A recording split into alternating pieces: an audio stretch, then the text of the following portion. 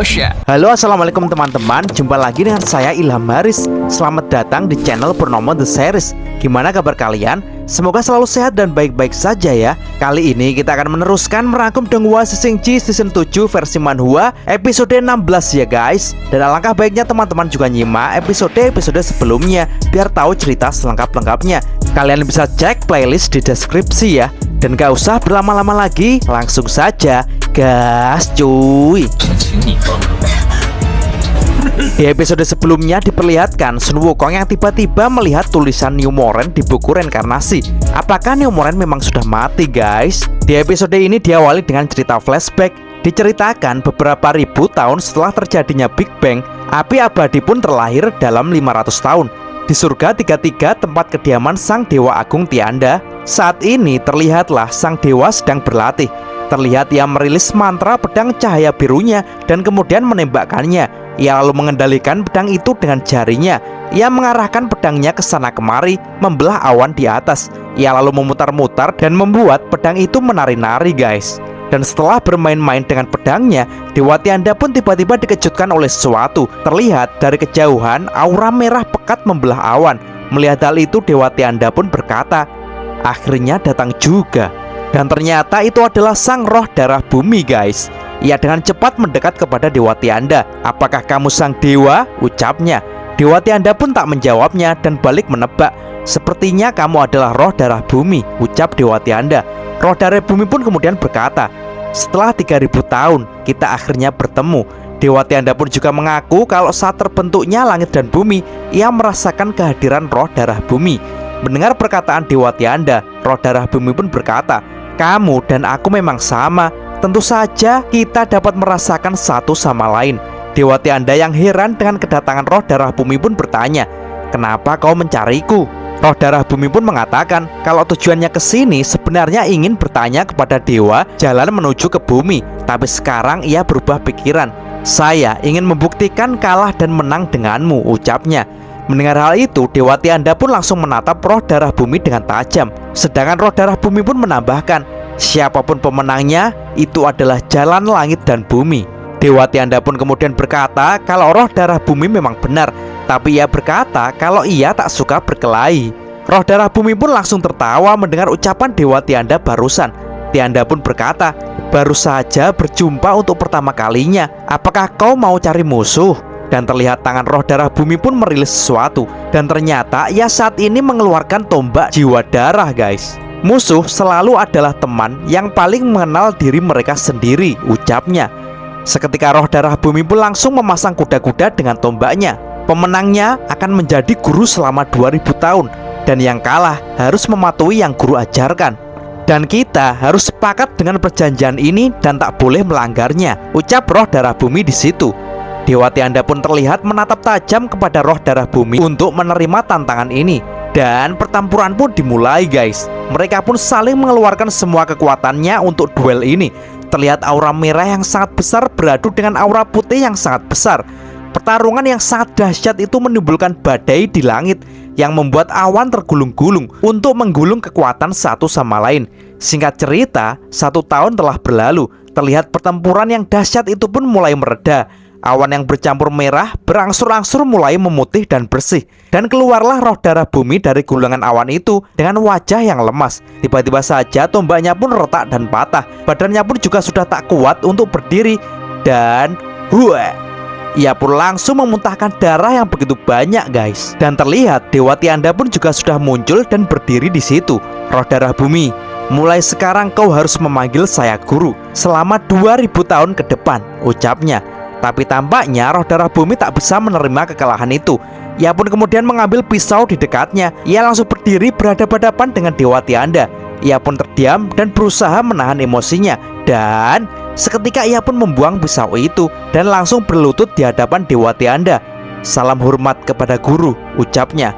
Roh darah bumi pun saat ini menepati janjinya dan telah mengakui kekalahannya dan akan menganggap Dewa Tianda sebagai guru selama 2000 tahun ke depan. Dewa Tianda pun di situ berkata, roh darah bumi, sepertinya kamu sudah lelah. Pulanglah dan beristirahatlah dengan baik. Roh darah bumi pun berdiri memberikan hormat dan mengucapkan terima kasih kepada gurunya. Sebagai seorang murid, ia pun akan menuruti semua yang dikatakan oleh gurunya. dan ia pun segera pergi dari situ guys. Tapi setelah kepergian roh darah bumi, tiba-tiba saja terlihat darah yang menetes dari mulut Dewa Tianda.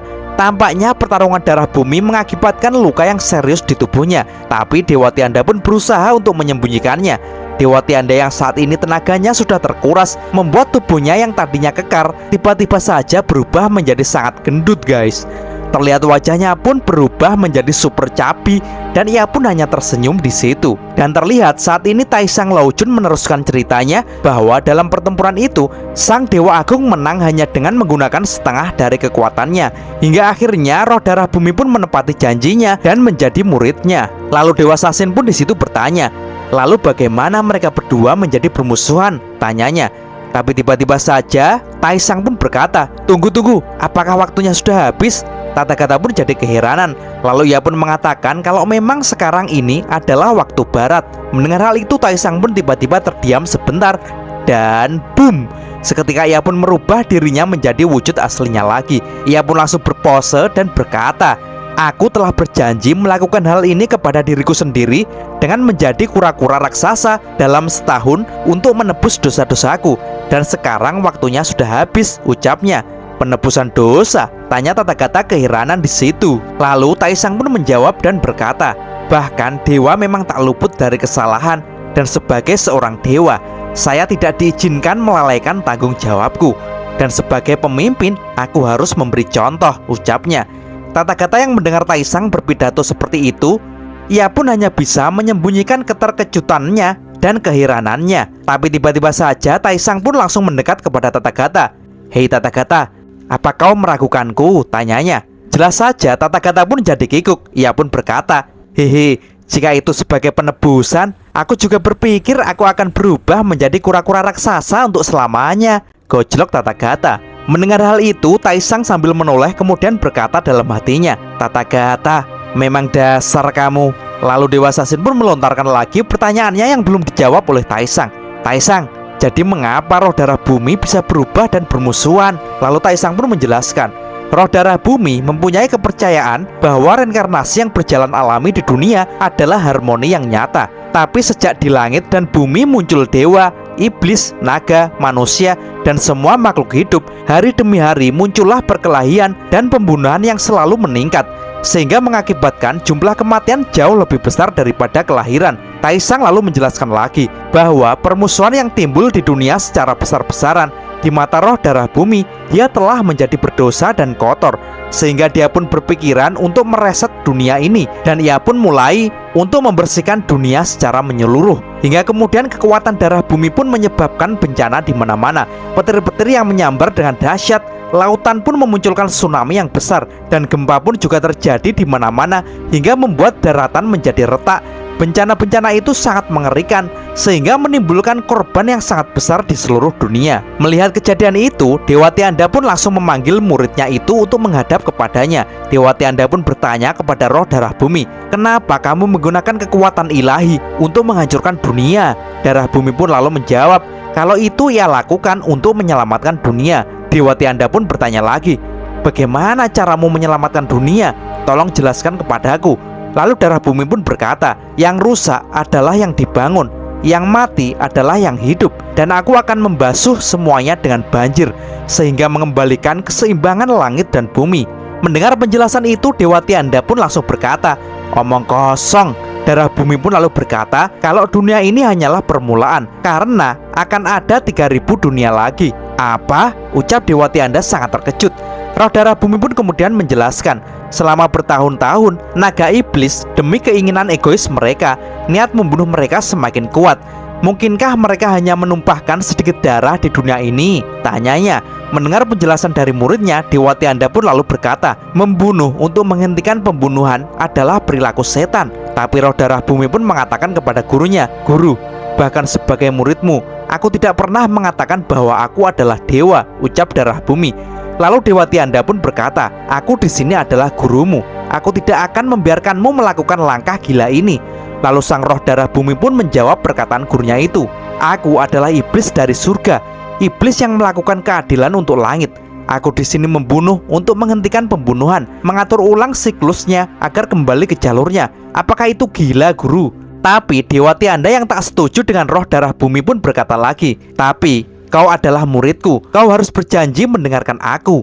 Dan roh darah bumi pun menjawab, "Kalau perjanjian 2000 tahun, sekarang hanya tinggal 7 hari lagi. Saya berjanji kepada Anda bahwa dalam 7 hari ini aku akan berhenti untuk melakukannya," ucapnya. Lalu Taisang Laojun pun melanjutkan ceritanya. Sang dewa pun tahu bahwa roh darah bumi akan melakukan apa yang telah dikatakannya. Ia tahu setelah perjanjian selesai, maka roh darah bumi akan meneruskan penghancuran dunianya. Sehingga keesokan harinya ia pun mendatangi kami. Beliau mengajak kami untuk bertarung berempat, bekerja sama mengalahkan roh darah bumi. Raja Harta pun di situ berkata, "Roh darah bumi dulu sudah Anda kalahkan oleh kekuatan Dewa Agung. Mengapa Anda mengajak kami untuk bergabung?" Dewa Agung pun lalu menjawab, "Pertempuran ini adalah tentang kelangsungan hidup di dunia ini. Saya ingin menjamin untuk benar-benar bisa membunuhnya dan tidak menelan korban jiwa. Apakah kita berempat akan melawannya?" tanya Yuanzi Tianzun di situ. Dewati Anda pun lalu menjelaskan kalau saat ini roh darah bumi jauh lebih kuat beberapa kali lipat jika dibandingkan dengan ribuan tahun yang lalu. Hingga akhirnya mereka pun bertempur 4 lawan 1. Mereka pun bertarung dengan sengit dari surga hingga ke alam baka, dari gunung sampai ke laut yang dalam, hingga kembali lagi ke tempat teduh di dunia ini. Mereka pun bertempur selama 10 tahun lamanya guys. Dan akhirnya roh darah bumi pun berhasil dikalahkan dan membuat esensi dewanya pun menjadi hancur. Dan tubuh iblisnya pun kini telah hancur dan berubah menjadi janin darah. Dan 4 elemen, tanah, air, api, dan angin menghancurkan roh darah bumi menjadi berkeping-keping dan menyegelnya di dalam jantung bumi. Scene kemudian beralih di alam baka. Terlihat semuanya pun jadi terheran-heran dengan apa yang dibaca Wukong di buku reinkarnasi yang menyebutkan nama Neomoren. Terlihat Neomoren pun jadi kesal. "Wukong, kamu berharap kalau aku mati ya?" Wukong pun langsung menjawab, "Bukan begitu. Jika tidak mati, tapi kenapa namamu tertulis di buku reinkarnasi?" Neomoren pun lalu memperhatikan tulisan itu. "Saya juga tidak yakin." Wukong pun di situ juga bertanya bagaimana adik New bisa sampai di alam baka. Lalu Neomoren pun berkata, "Hei, mengapa kau bertanya terus sih? Aku kesini hanya untuk mencarimu, bukan untuk mati." Wukong yang belum percaya dengan perkataan Neomoren, ia pun bertanya kepada Master Reinkarnasi tentang tulisan itu. Lalu Master Reinkarnasi pun berkata, "Hei, Sun Wukong, kamu terlalu lebay. Apakah kau tahu berapa jiwa yang mati dalam 10 tahun terakhir yang bernama Neomoren?" Lalu Master Reinkarnasi pun langsung memukulkan tangannya ke tanah. "Reinkarnasi Bojian, cari tahu semua nama Neomoren yang tercatat," ucapnya di situ.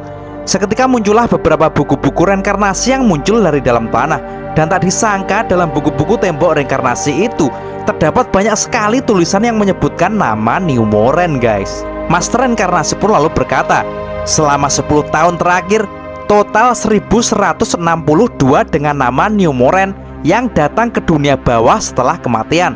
Apakah kamu mendengar itu, Wukong? 1262, ucap Master Reinkarnasi gemas dengan Sun Wukong. Melihat hal itu, Wukong pun hanya terdiam dan melongo. Ia sangat terkejut karena nama Neomoren adalah nama pasaran. Neomoren pun langsung berkata, "Banyak orang dengan nama yang sama denganku. Bagaimana kamu hanya menilai kalau aku benar-benar mati?" Lalu Jiuquan pun di situ berkata, "Hei Raja Kera, jangan ribut. Yang terpenting saat ini adalah kamu harus mencari tahu mengapa nama kamu tidak ada di cermin buku harta karun reinkarnasi." Lalu Master Reinkarnasi pun berkata, "Semuanya tergantung dengan moodku," ucapnya dengan memasang topeng tersenyum. Mendengar hal itu, Wukong pun jadi kesal. Ia pun berteriak, "Hei Master Reinkarnasi, jika kamu tak mengatakan apa-apa, aku akan hancurkan buku harta karun ini sampai berkeping-keping." Sontak saja Master Reinkarnasi pun langsung kaget dan berkata, "Beraninya kau!" Wukong pun lalu berteriak lagi, "Aku adalah Raja Kera, tidak ada yang tidak berani untuk kulakukan." Lalu tiba-tiba terlihat di situ ada kaki yang memakai sepatu milik Dewa Sanyan. Dan ternyata itu adalah Xiaotian yang saat ini lari terbirit-birit karena dikejar oleh seekor singa yang sangat besar. Jelas saja hal itu langsung bikin kaget semuanya. "Tampaknya ini buruk," ucap Jiuquan di situ. Terlihat Xiaotian pun berlari dengan sekuat tenaga dan berteriak-teriak. "Sial, aku tak mau termakan oleh monster alam baka ini," ucapnya dalam hati. Lalu singa itu pun berkata, "Hei, kau jangan takut, aku bukan monster." Mendengar hal itu, Xiaotian pun terkejut. "Apa? Sepertinya dia mendengar apa yang kukatakan dalam hati," ucapnya. Lalu tiba-tiba singa itu pun melompat-lompat dan berputar sambil berkata, "Aku adalah pelayan dari Tibet," ucapnya. Dan jelek, tiba-tiba saja ia berubah menjadi wujud manusia berkaki singa. Ia pun langsung memberi salam kepada para petinggi alam baka. Dengan senang hati, hamba menghadap Master Reinkarnasi dan Jiuquan. Jizo ingin bertemu dengan Anda. Terlihat Jiuquan dan Master Reinkarnasi pun hanya terdiam dan menatap manusia singa itu. Pelayan Tibet itu pun kemudian mempersilahkan mereka berdua untuk ikut bersamanya. Mereka pun berjalan bersama dan seketika mereka pun menghilang bersama dengan angin yang berputar-putar di situ. Melihat hal itu, Wukong pun langsung mendekat dan berkata, "Hei, urusan kita belum selesai." Tapi sayangnya mereka pun keburu menghilang guys. Lalu tiba-tiba Wukong pun dikejutkan oleh sesuatu karena saat ini Wuching tiba-tiba datang untuk menemui Wukong. "Wuching, apa yang kau lakukan di sini?" tanya Wukong. Lalu Wuching pun langsung menyuruh Wukong untuk menunggu sebentar karena saat ini ia datang tidak sendiri. Wukong pun jadi bertanya, "Dengan siapa?" Wuching pun langsung menunjuk sesuatu di atas dan ternyata itu adalah sang monyet batu guys. Wukong dan Newmoren yang melihatnya pun dibuat terkejut. Kenapa itu sangat mirip sekali dengan Wukong? Dan terlihat kera batu itu pun melirik ke arah Wukong. Lalu di situ Wuching berkata, "Aku kesini untuk memberitahu Kak Wukong bahwa ketika monyet batu itu terbentuk, monyet itu bisa menjadi tubuh kakak. Tapi tak kuduga dia malah mendatangimu sendiri." Wukong pun langsung menatap tajam sang kera batu di situ. "Kali ini akan menjadi keberuntungan yang besar," ucap Wukong. Scene kemudian beralih di surga 33. Terdengar Taisang Laojun pun terus bercerita kepada Tathagata dan Dewa Sasin. Tanpa diduga, jutaan tahun kemudian, roh darah bumi kembali membuat kekacauan di 3000 dunia. Tetapi menurut saya, saat ini ia berwujud hanya sebagai anak dari roh darah. Kekuatannya hanya sepertiga dari masa kejayaannya. Kalian dapat menemukan jantung bumi di jalur monster. Pergilah ke sana agar Anda dapat menemukan tubuh janinnya. Mendengar hal itu, Dewa Sasin pun bertanya kepada Taisang, "Lalu apakah kamu akan ikut kami ke sana?" Taisang pun kemudian berkata kalau saat ini ia masih terpukul dengan kematian Ling Bao Tianzun dan jiwanya pun masih berantakan sehingga kekuatan dewanya masih menurun, sehingga ia membutuhkan waktu untuk memulihkan dirinya. Tathagata pun kemudian menyahut, "Apakah kau bisa memikirkan cara untuk mengalahkannya?" Taisang pun lalu berkata, "Membunuh sepenuhnya roh darah bumi itu adalah hal yang sangat sulit. Dewa surga yang agung saja mengajak kami bertiga bergabung untuk mengalahkannya. Dan dalam pertempuran itu Dewa Agung pun juga terluka parah. Dikatakan bahwa setelah perang dia bersembunyi di surga 33, melampaui langit yang sangat jauh di dalam awan langit. Ia meminjam 9 surga dan 9 gajah untuk memulihkan lukanya." Dewa Sasin pun kemudian bertanya, "Apakah selama bertahun-tahun ini kamu telah melihat sang Dewa Agung?" Taisang pun menjawab kalau ia belum melihatnya sama sekali. Dan sejujurnya dia tidak tahu Dewa Agung itu sekarang masih hidup atau sudah mati. Taisang pun lanjut berkata, "Jika kali ini kalian mencari roh darah bumi, kalian hanya perlu menyegelnya dan membekukan kekuatannya." Tathagata pun kemudian bertanya, "Apakah kamu takut kalau kami tidak dapat menghancurkannya?" Taisang pun lalu menjawab, "Jika kalian ingin mengalahkan darah bumi, kalian harus memukulnya dengan satu pukulan yang sangat keras, karena dia tidak akan memberimu peluang untuk kedua kalinya." Lalu Dewa Sasin pun bertanya, "Apa yang kau tunggu, Taisang?" Taisang pun lalu menjelaskan kalau untuk melawan roh darah bumi harus menggunakan strategi dan waktu yang sangat tepat. "Terus kapan itu?" tanya Tathagata. Lalu Taisang pun mengatakan, "Yaitu ketika kalian berhasil menyegelnya. Kemudian tunggu tubuh dan vitalitas saya pulih. Kemudian bersama dengan Sun Wukong, Tang Sanzang, dan lainnya, maka dengan bekerja sama dari ketiga pihak, kita dapat mengalahkan roh darah bumi." Scene kemudian diperlihatkan Tathagata dan Dewa Sasin yang terbang meninggalkan surga 33. Di situ Dewa Sasin pun bertanya, "Tathagata, bagaimana menurutmu?" Lalu Tathagata pun berkata, "Jika memungkinkan, saya ingin mendengar cerita yang langsung diucapkan oleh darah bumi." "Apa artinya?" tanya Dewa Sasin. Lalu Tathagata pun di situ menjawab, "Saya sebenarnya juga tidak skeptis dan menghargai apa yang dikatakan Taisang. Tapi rasakan saja, jika kamu menambahkan cerita dari perspektif roh darah bumi, maka kita akan mendapat gambaran keseluruhan cerita yang utuh." Scene kemudian beralih di alam baka. Terlihat kera batu yang tadi melayang kini sudah turun. Ia pun lalu mendekati Wukong. Ia pun tampak mengamati Wukong dengan seksama. Ia lalu berputar-putar mengelilingi tubuh Wukong dan terus saja mengamati Wukong. Sehingga hal itu membuat semuanya pun bertanya-tanya, sebenarnya apa yang dilakukan kera batu itu? Lalu terlihat kera batu itu pun tersenyum dan memejamkan matanya. Ia pun lalu merilis kekuatannya. Seketika keluarlah cahaya-cahaya yang memancar dan mengelilingi tubuhnya. Dan tiba-tiba terlihat ia dengan penampilannya yang baru guys, dengan celana baru, sabuk baru, dan ikat tangan baru yang mirip dengan Sun Wukong. Hehe, cocok banget kan? Ucap kera batu di situ. Ia pun lalu menatap tajam ke arah Wukong. Hai. Melihat hal itu, Wukong pun langsung berkata, tatapan matamu itu, apakah kamu ingin mengajakku bertarung?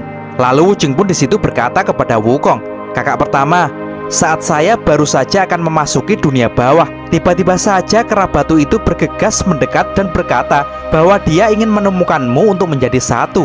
Kera batu pun di situ hanya tersenyum dan membenarkan apa yang dikatakan Wuching. Lalu ia pun berkata, Tata Gata bekerja keras untuk menemukanku. Aku adalah batu keras kepala dari luar langit yang menyerap esensi matahari dan bulan untuk mengubahnya menjadi tubuh Vajra yang buruk. Asalkan aku bersatu dengan jiwa dewamu, maka aku akan bisa kembali ke Yang untuk membantu Tan Sanzang menemukan jantung bumi yang hebat itu. Mendengar hal itu, Neomoren pun sangat senang karena Wukong akan bisa hidup kembali. Sedangkan Wukong pun bertanya, benarkah itu? Akan tetapi kera batu pun berkata, tapi aku berubah pikiran. Mendengar hal itu, Wukong pun langsung menatap tajam kera batu itu. Dan tiba-tiba kera batu itu pun melompat dan akan menyerang Wukong. Ia pun berteriak, hanya ada satu raja kera di dunia ini. Aku tidak akan menyatu denganmu. Di antara kita berdua, kita lihat siapa dari kita yang akan bertahan.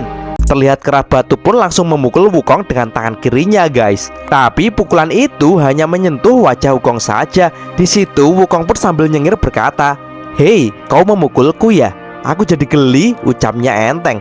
Hal itu langsung membuatnya terkejut. Ia pun langsung salto mundur.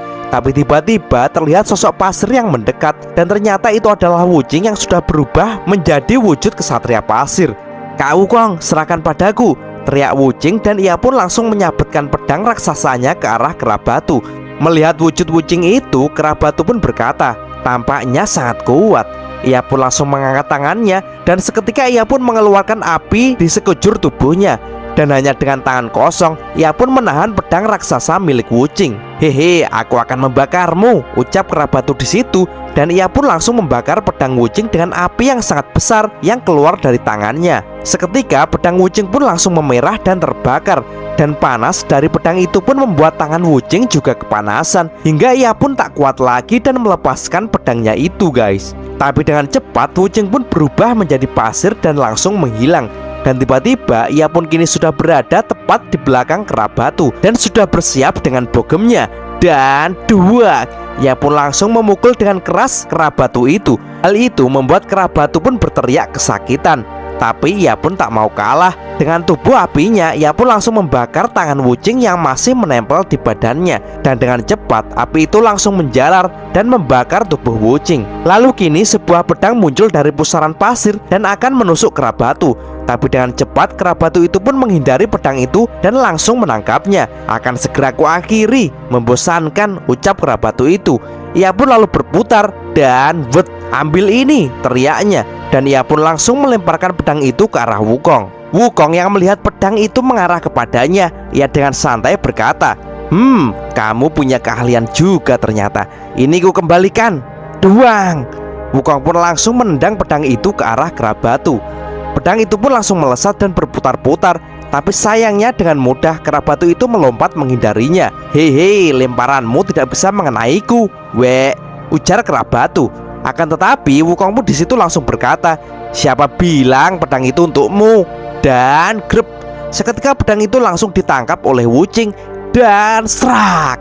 Tiba-tiba saja dari belakang Wuching menebas tubuh kera batu menjadi dua guys. Kera batu pun sangat terkejut. Akan tetapi tiba-tiba ia pun tersenyum, sehingga hal itu langsung membuat Wuching keheranan. Dan seketika dua tubuh yang terpotong itu pun tumbuh lagi dengan warna yang berbeda. Tubuh bagian bawah tumbuh lagi dengan tubuh kera api berwarna biru, sedangkan bagian atas tumbuh utuh lagi dengan tubuh api berwarna merah. Tubuh api biru itu pun langsung melesat untuk menyerang Wuching. Tapi dengan cepat Wuching pun segera menghindarinya. Dan sekarang kera batu pun malah menjadi dua wujud yang utuh, wujud api merah dan wujud api biru. Hehe, mau bermain trik dengan saya, ucapnya di situ sambil melayang. Mendengar hal itu Wukong pun berkata, ternyata permainan trikmu lumayan juga. Apa nama trik tubuh itu? Tanya Wukong. Ini adalah varian Shenhuo 2, jawab Kerabatu di situ. Menarik, ucap Wukong. Ia pun langsung melompat dan mendekat kepada Kerabatu itu. Dan saat ini Wukong pun berdiri di antara Kerabatu api merah dan Kerabatu api biru. Ia pun lalu memegang pundak dari Kerabatu api merah. Kera api merah pun langsung berkata, menyentuh tubuh api ilahi yang telah terbakar. Apakah kamu tidak takut jika sekujur tubuh dan rambutmu terbakar? Akan tetapi Wukong pun tak gentar dan ia pun malah menantang balik. Hei, coba saja, nyalakan saja apimu. Apakah bisa membakar rambut monyetku ini? Lalu tiba-tiba Kerabatu api biru pun langsung muncul dari belakang dan langsung memegang pundak Wukong.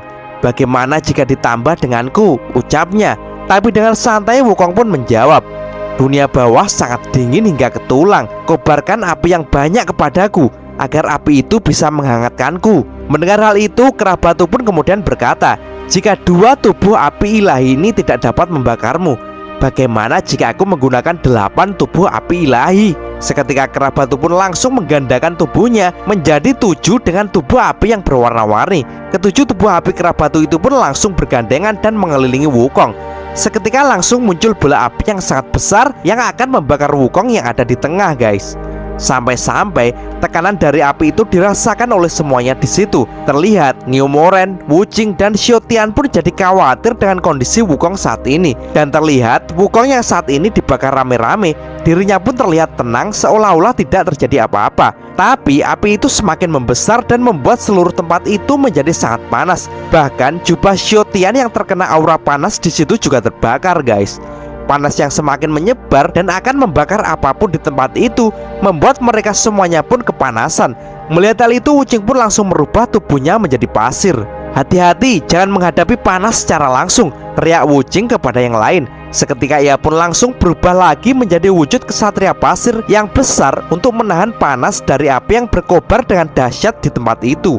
Bersembunyilah di belakangku, teriak Wuching kepada Xiaotian dan Neomoren. Dan kini Xiaotian dan Neomoren pun bersembunyi di balik tubuh Wuching. Wuching pun kemudian berkata kepada Xiaotian yang ada di belakangnya, menghadapi api yang sengit ini, jiwamu kemungkinan akan seperti dikukus. Tapi tiba-tiba saja Xiaotian malah mendekap tubuhnya dan berkata, kenapa di sebelah sini tiba-tiba tubuhku merasa sangat kedinginan? Wuching pun langsung terdiam dan keheranan. Melihat Wuching seperti itu, Neomoren pun kemudian bertanya, apa yang salah? Apakah ada pertanyaan? Wuching pun hanya menatap ke depan dan menjawab dengan singkat, tidak, ucapnya. Dan terlihat kini api yang membakar Sun Wukong pun semakin membesar dan semakin panas.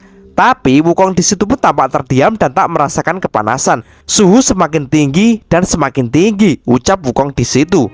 Ia pun lalu teringat ketika dulu ia dibakar di dalam tungku milik Taisang Lao Jun. Tetapi jika dibandingkan dengan saat ketika Raja Taisang membakar tubuh saya, ini memang jauh lebih panas, ucap Wukong di situ. Jadi beberapa ratus tahun yang lalu, Sun Wukong pun sangat nakal dan liar. Ia membuat onar dan mengobrak-ngabrik istana surga, sehingga Taisang menghukumnya dengan memasukkan Wukong ke dalam tungku yang membakar pil api ribuan tahun. Wukong yang saat itu dibakar di dalam tungku selama 7 tahun, 7 bulan, dan 49 hari. Bukannya Wukong mati terbakar, tapi ia malah menelan pil api yang dibakar di dalam tungku. Sehingga Sun Wukong pun keluar dari dalam tungku dengan kekuatan yang baru, yaitu mata api yang dapat menembus apapun yang dilihatnya. Dan saat ini terlihat Kerabatu api pun bertanya di hadapan Wukong, apakah kamu masih mampu bertahan, Sun Wukong? Wukong pun hanya tersenyum dan berkata, apa aku harus mengatakannya? Lalu Wukong pun melirik sambil menghitung tubuh Kerabatu itu. Dan ia pun bertanya balik, hei Kerabatu, jumlahmu hanya 7, di mana yang ke-8? Lalu Kerabatu pun berkata, kau mencarinya ya? Dan tiba-tiba dari atas terlihatlah wujud Kerabatu yang ke-8 berwarna putih. Ia pun melompat dan langsung menyerang Wukong dengan pukulan yang dahsyat yang menghantam kepala Wukong dengan keras, guys. 8 api dewa telah membakarmu. Aku tidak percaya kau tidak bisa mati, teriak Kerabatu. Hal itu langsung membuat Neomoren, Wuching, dan Xiaotian pun menjadi panik.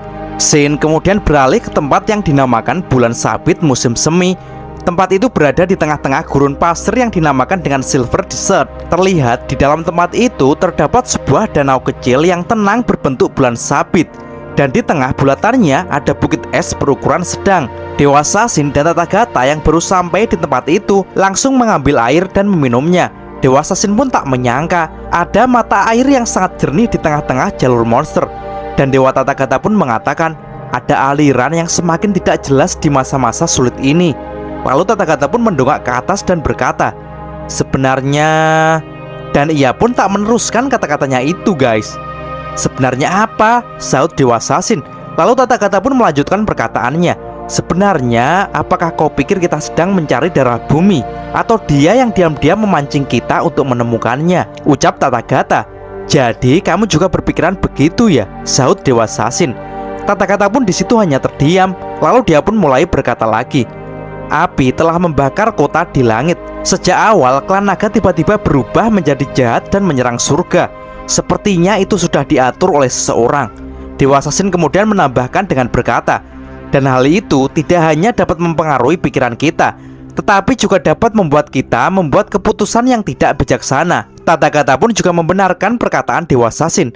Dan tiba-tiba terlihat di atas langit sebuah cahaya merah yang membuat awan berputar-putar dan tergulung-gulung hingga menyebabkan awan yang putih menjadi berwarna merah guys. Tathagata dan Dewa Sasin pun sangat terkejut dan waspada dengan apa yang akan terjadi. Dan tiba-tiba saja putaran awan merah itu pun menyedot semua mata air bulan sabit yang berada di bawah. Mata air pun berputar dengan kencang dan perlahan-lahan tersedot ke dalam awan merah. Dan seketika terdengar suara dari balik awan yang berkata, hahaha, mempengaruhi hati dua dewa teratas di surga. Apakah diriku benar-benar memiliki kemampuan ini? Hingga akhirnya air di danau bulan sabit pun seluruhnya tersedot ke atas. Tapi tiba-tiba dari pusaran awan merah itu muncul sebuah bola berwarna merah yang jatuh ke dalam danau yang telah kering itu. Bola itu tampak merah menyala sehingga membuat Tathagata dan Dewa Sasin pun terkejut. Lalu tiba-tiba keluar sebuah tangan dari bola merah itu. Melihat hal itu, Dewa Sasin pun terkejut dan berkata, itu adalah... Wah, dan seketika keluarlah sosok bocah iblis yang merobek bulatan itu. Ia pun keluar dan menginjakkan kakinya di tanah. Ia pun langsung berjalan ke atas menuju ke arah Dewa Sasin dan Tathagata. Dan setiap langkah demi langkah, bocah itu perlahan-lahan tumbuh dengan sangat cepat. Bocah iblis berwarna merah pun berubah menjadi berwarna abu-abu. Dan tubuhnya juga seketika membesar menjadi dewasa. Kepalanya yang botak pun juga mengeluarkan rambut yang semakin panjang dan gondrong guys. Dan tak hanya itu, semakin ia berjalan, tubuhnya pun tiba-tiba tumbuh bulu-bulu hitam yang semakin memanjang. Dan terlihat ia pun semakin mendekat kepada Tathagata dan Dewa Sasin. Dengan tubuh yang dikelilingi oleh ki berwarna hitam, rambut hitam ikal yang gondrong, dan bulu-bulunya pun sangat lebat seperti mantel yang berat. Dan sosok itu mengeluarkan hawa yang liar dan primitif yang begitu kuat. Dan ternyata itu adalah sang roh darah bumi guys. Sasin Guanyin, Tathagata, akhirnya kita bertemu.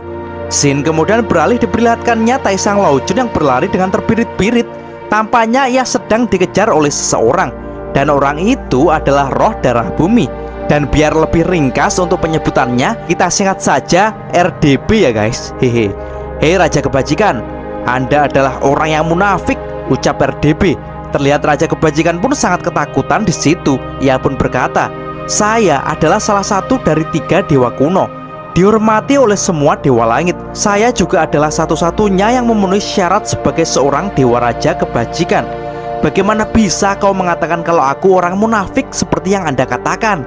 Mendengar hal itu, RDB pun berkata, kamu mungkin bisa berbohong kepada para dewa lainnya, tapi kau tidak akan bisa menyembunyikan kebusukanmu dari pandangan mataku.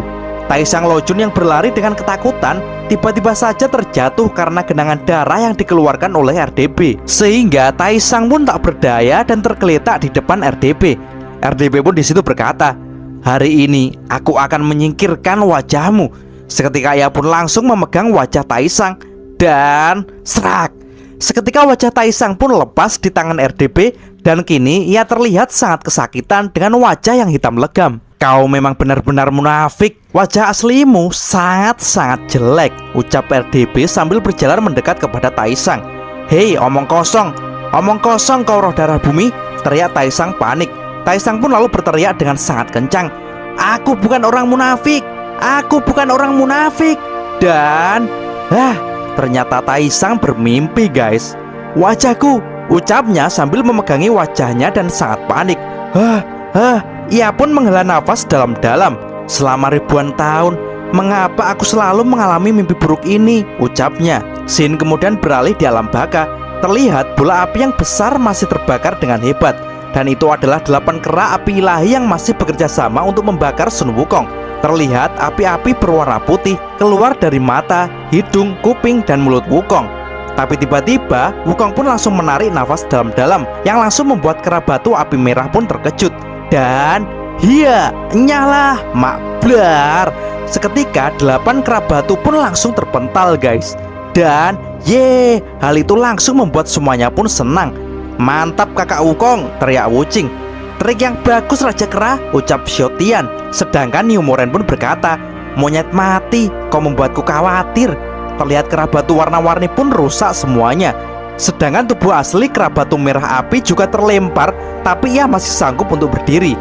Hehe, kera api dari 8 jalanmu belum mampu membakarku jadi abu. Kamu tak menyangka bukan?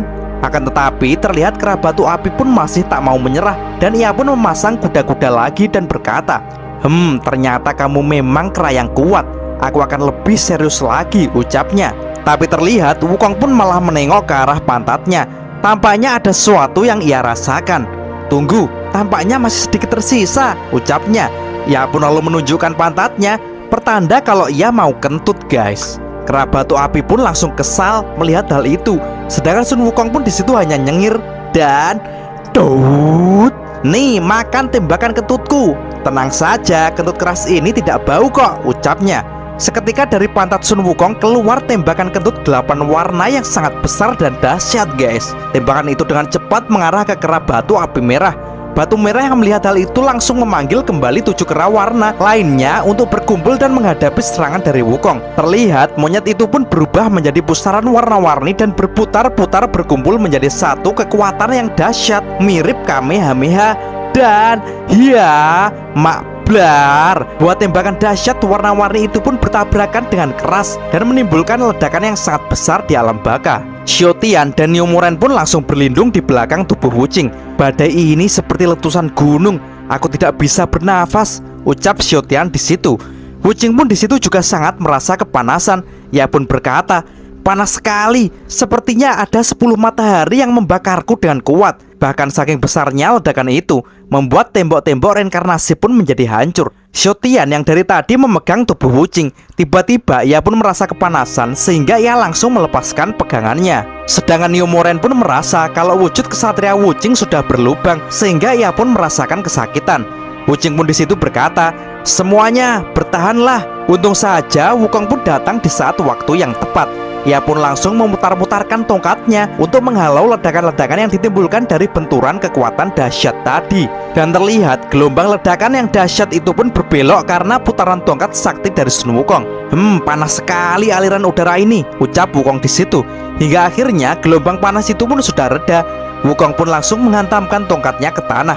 Dan terlihat di depan mereka asap yang sangat tebal. Asap-asap itu pun perlahan-lahan mulai menghilang. Dan kini terlihatlah daratan di sekitar mereka pun sudah tergerus dengan sangat dalam. Dan kini terlihat Wukong pun mengulurkan tangannya kepada New Moren. Adik New, tidak masalah, semua baik-baik saja. Dengan senang hati New Moren pun memegang tangan Sun Wukong. Dengan wajah tersenyum manja dan berseri-seri dan dikelilingi oleh aura lope-lope, New Moren pun berkata, dulu orang yang selalu melindungi saya di saat bahaya adalah kakak laki-lakiku. Dan sekarang adalah kamu, Sun Wukong. Mendengar hal itu, bukannya Wukong berlaku romantis kepada New Moren. Ia pun malah berkata, bagaimana kamu tidak malu untuk mengatakan itu? New Moren yang kesal pun lalu berkata, dasar monyet mati. Dan terlihat kini monyet batu pun berubah menjadi wujud aslinya lagi. Ia pun berjalan mendekati Sun Wukong dan berkata, mari kita lanjutkan. Wukong yang melihat itu pun berkata, jadi kamu masih di sana. Kalau begitu ayo kali ini kita adu senjata saja. Tapi kera batu pun di situ berkata kalau ia tak punya senjata. Mendengar hal itu, Wukong pun langsung memberikan kopian dari tongkat emasnya kepadanya. Tongkat emasku bersifat fleksibel dan dapat diubah. Aku dapat menggandakan sebanyak yang kau inginkan. Aku tak suka mengambil keuntungan dari orang lain. Maka dari itu, aku ingin kau menggunakan senjata yang sama. Tanpa basa-basi, kera batu pun langsung maju untuk menyerang Sun Wukong. Tapi dengan cepat Wukong pun langsung melompat. Kera batu pun dengan bergairah memukulkan tongkat emas itu. Wukong sambil menghindar itu pun berkata, "Bagus, kamu ternyata punya kemampuan menggunakan tongkat ini." Kera batu pun geram melihat Wukong terus saja menghindar. "Hei Raja Kera, kenapa kamu hanya melompat-lompat saja? Cepat serang aku." Mendengar hal itu, Wukong pun lalu berkata, "Kau ingin aku menyerang? Oke, aku akan menyerang satu gerakan saja. Jika kau bisa menahan seranganku, aku akan mengaku kalah." Kera batu pun jadi kesal dan berkata, "Satu gerakan? Sombong sekali kamu Raja Kera." Wukong pun dengan enteng menjawab, "Hei, jika kamu memiliki kekuatan sepertiku, kau pasti juga akan sombong." Dan tiba-tiba, ya, Sun Wukong langsung mengeluarkan serangan tongkat fatality-nya. Seketika keluarlah jutaan tongkat emas yang akan menelan kera batu. Dan dengan sekuat tenaga, kera batu itu pun berusaha untuk menahannya.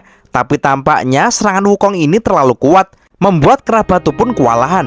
Ia pun semakin tertekan dengan tekanan yang luar biasa dari jutaan tongkat emas itu, hingga tanah yang diinjaknya pun rusak akibat tekanan itu.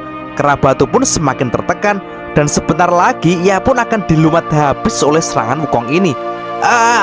Aku menyerah." Dan seketika Wukong pun langsung menghentikan serangan itu karena ia tak ingin membunuh kera batu.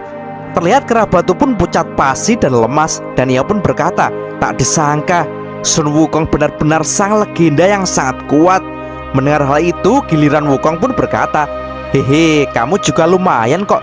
Cuma kekuatanmu masih di bawahku." Lalu Wukong pun lanjut berkata, "Tapi apa gunanya mempunyai kekuatan sebesar ini? Aku adalah seorang Sun Wukong, tapi aku tak bisa keluar dari sini. Sedangkan saat ini kejahatan dunia sudah menyebar, abu-abu asap telah keluar." Lalu tiba-tiba New Moren pun langsung menjulurkan trisulannya kepada kera batu. "Hei monyet batu, ayo katakan, kenapa kamu tidak membantu Wukong agar bisa hidup lagi?" ucap New Moren. Lalu kera batu pun menjawab, "Saya adalah kera batu keras kepala, yang hakikatnya lahir dan mendapatkan kekuatan dari matahari dan bulan. Tentu saja aku bukan kera yang sembarangan. Apakah aku salah?" ucap kera batu di situ. Lalu Wukong pun berkata, "Kau memang tidak salah.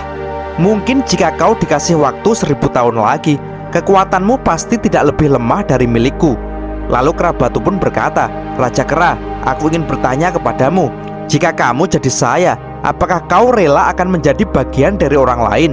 Lalu Wukong pun menjawab, "Tentu saja tidak."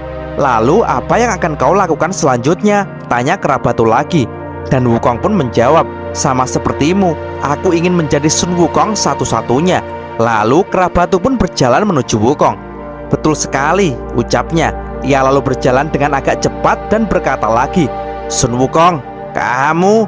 Melihat hal itu, New Moren pun langsung berteriak, "Hati-hati Goku!"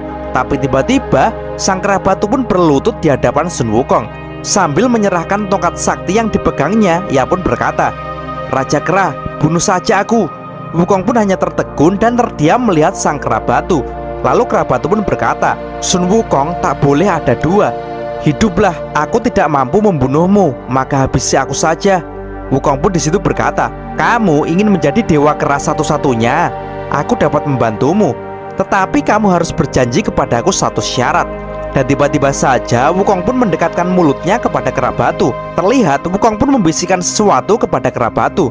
Bisikan Wukong itu pun membuat kera batu langsung kaget bukan main.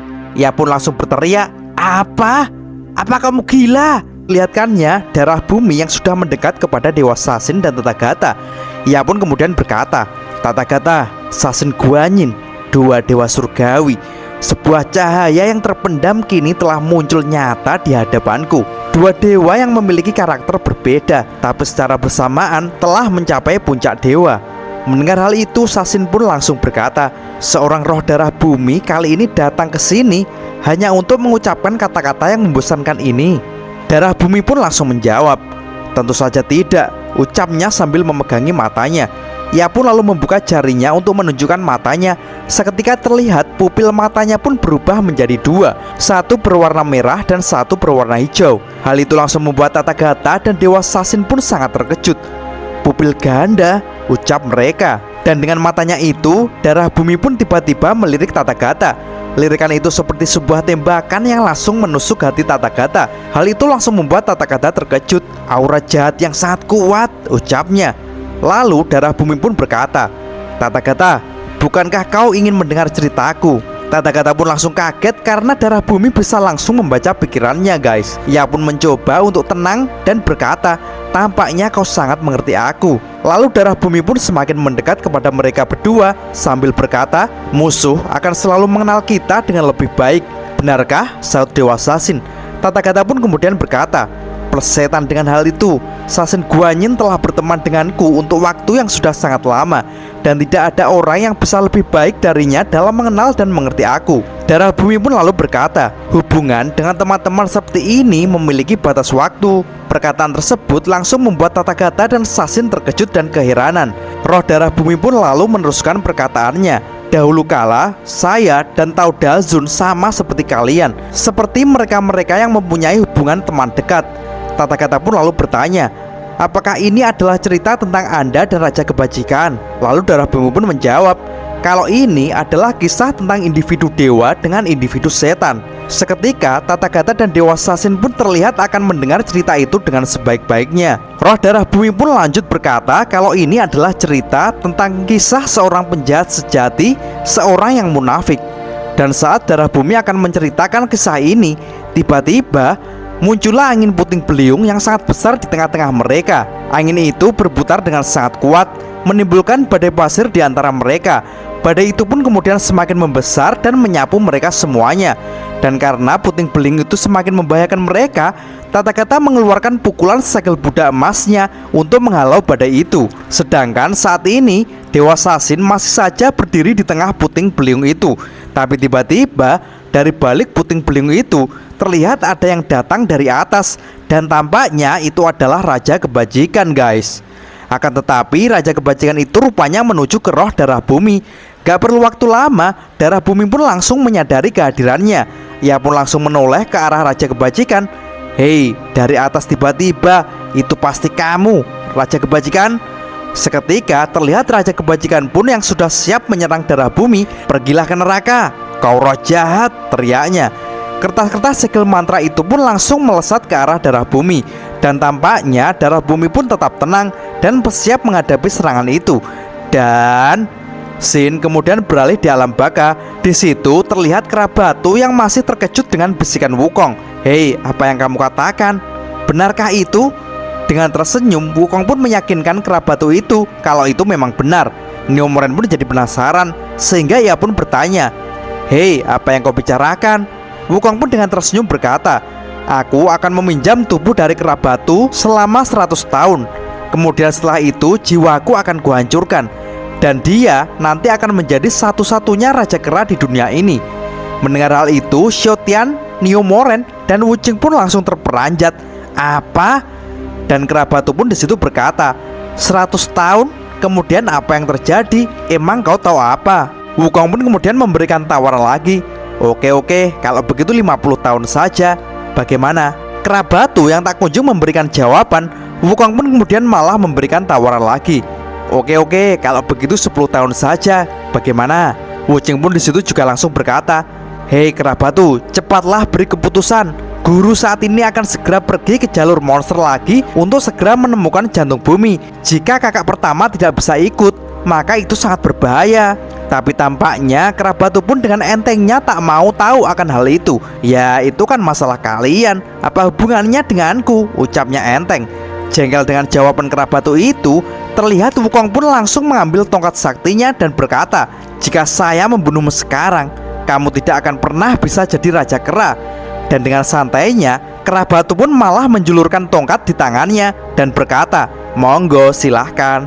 Dan tak mau ambil pusing, Wukong pun langsung mengambil tongkat itu dan langsung melompat untuk memukul mati Kerabatu di situ.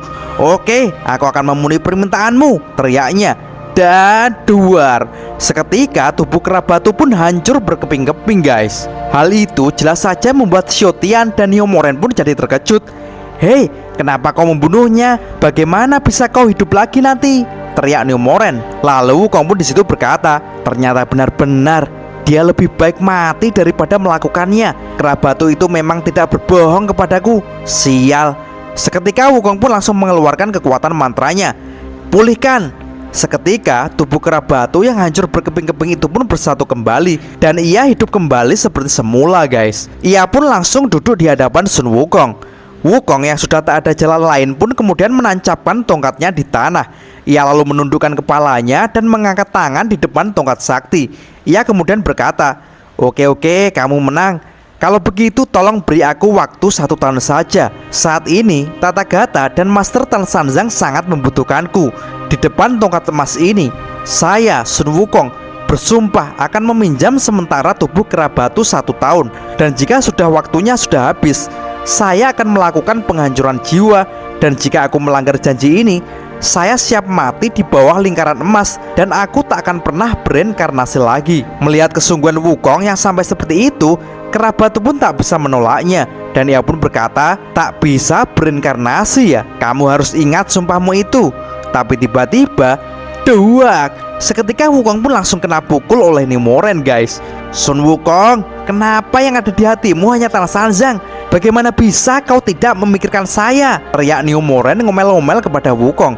Wu Qing pun lalu mencoba menjelaskan kepada Neomoren itu, kita harus menghargai keputusan kakak Wukong. Mari kita bicarakan lagi setelah kita bertemu dengan guru ya. Terlihat wajah Neomoren pun jadi cemberut.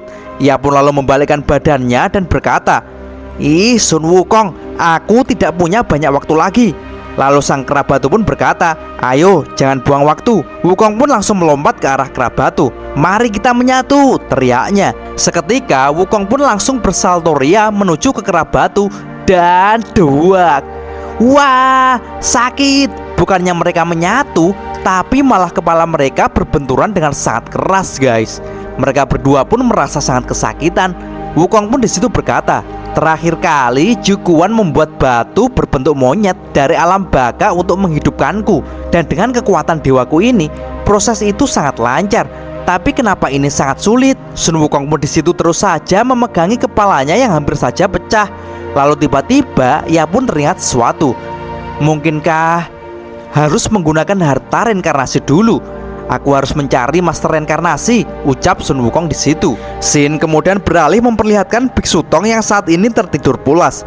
Tapi tiba-tiba ada darah merah yang menetes di pipinya. Jelas saja hal itu langsung membuat ia terbangun. Dan seketika ia langsung melihat sosok laba-laba raksasa yang akan menerkamnya guys. Lalu tiba-tiba datanglah Yu Tao yang langsung berteriak-teriak, Biksu, ada kabar buruk, ucapnya. Biksu Tong yang sudah terbangun itu pun mendongak ke atas. Dan laba-laba pun sudah tidak ada di depannya. Apakah ini mimpi? Sedangkan Yu Tao pun terus saja berteriak. Dan ia pun berkata, Guru, di luar sangat aneh. Biksu Tong yang masih lemas itu pun berkata, ada apa? Apa kamu juga mimpi buruk? Kamu ini, ayo kita lihat, ucap Biksu Tong sambil membuka jendela di kamarnya. Dan Biksu Tong pun langsung dibuat terkejut guys. Karena tiba-tiba hotel Biksu Tong kini sudah berpindah di tengah-tengah padang pasir guys. Yu Tao pun disitu berkata, Guru, aku telah membaca beberapa catatan klasik sebelumnya. Tiba-tiba saja berpindah. Itu pasti adalah ulah dari monster ajaib itu.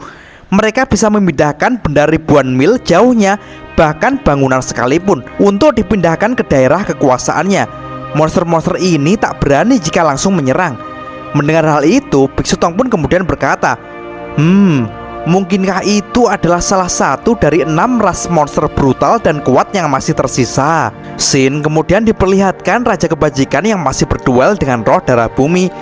Terlihat Raja Kebajikan pun mengeluarkan kertas mantra segelnya yang berenteng-renteng.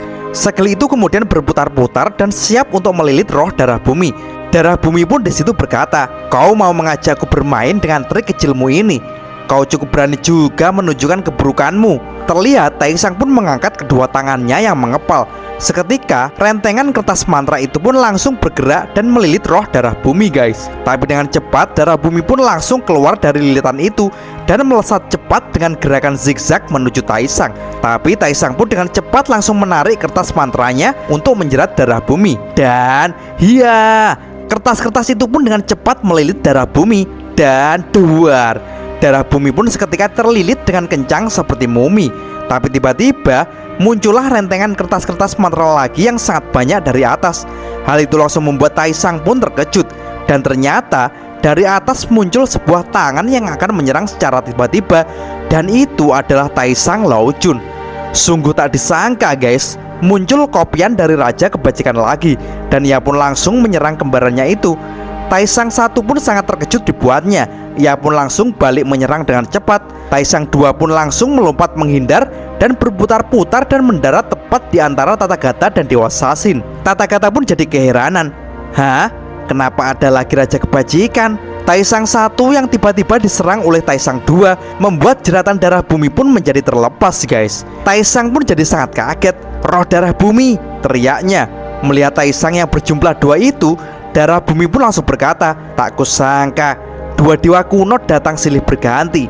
Hei Taisang, apa sebenarnya yang kau rencanakan? Akan tetapi Taisang disitu mengelak. Hei, saya yang harusnya bertanya padamu, ucapnya.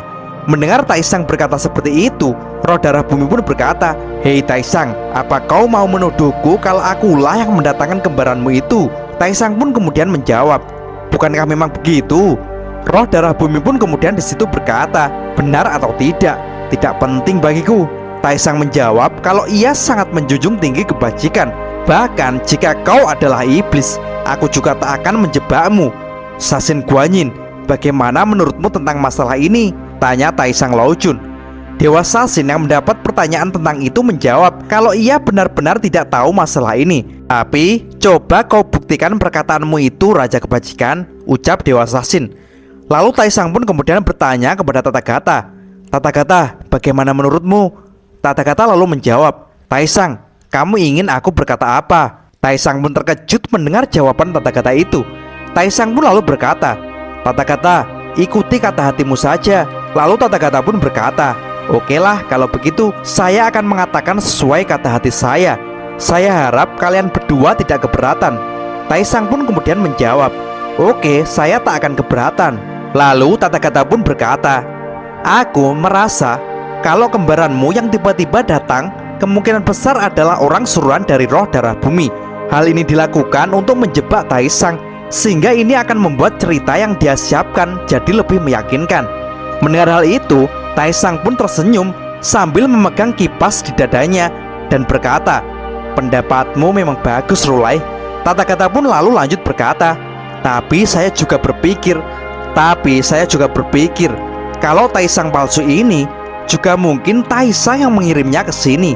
Taisang pun tiba-tiba terkejut. Tathagata pun lanjut berkata lagi, karena sosok yang datang ke sini tahu bagaimana menjadi sangat mirip menjadi Raja Kebajikan. Tentu saja dia sangat mungkin memiliki hubungan yang dekat dengan Taizun. Yang lebih aneh lagi adalah mengapa Taizun yang berada di surga 33 tiba-tiba saja sudah keluar dan berada di sini. Dewa Sasin pun lalu menanggapi, Tathagata, kau jangan omong kosong. Menanggapi komentar Sasin itu, Tathagata pun berkata kalau itu tadi adalah ucapan yang berasal dari instingnya secara alami. Tentu saja itu tidak diucapkan secara sembarangan. Mereka yang menghargai pendapat orang lain, aku percaya saya tak akan disalahkan, ucap Tathagata. Mendengar penjelasan Tathagata itu, Raja Kebajikan pun kemudian menjawab, tentu saja aku tak akan menyalahkanmu. Aku hanya menyukai keterus-teranganmu Tathagata. Tapi jika kamu meragukanku, suatu saat di masa depan kau pasti akan mengerti. Percayalah, di masa depan kau pasti akan mengakui kesalahanmu dan akan menyalahkan dirimu sendiri. Menanggapi hal tersebut, roh darah bumi pun kemudian berkata, karena Raja Kebajikan terlalu ingin dihormati, aku jadi tidak bisa bercerita. Seketika Taisang pun langsung turun dari tunggangannya. Ia pun lalu berkata, hei, kenapa kamu berkata seperti itu? Padahal aku baru saja akan mendengar ceritamu. Ia kemudian duduk di dekat roh darah bumi. Roh darah bumi pun lalu menoleh ke arah Taisang dan berkata, bagaimana mungkin ada orang yang suka mendengar skandal sendiri? Hei Raja Kebajikan, walaupun orang yang mengalahkan saya adalah Dewa Tianda, tapi orang yang paling aku kagumi sebenarnya adalah kamu. Mendengar perkataan darah bumi itu, Taisang pun lalu berkata, terima kasih. Lalu Taisang menyuruh Tathagata dan Dewa Sasin untuk duduk. Seketika mereka pun duduk mengelilingi roh darah bumi.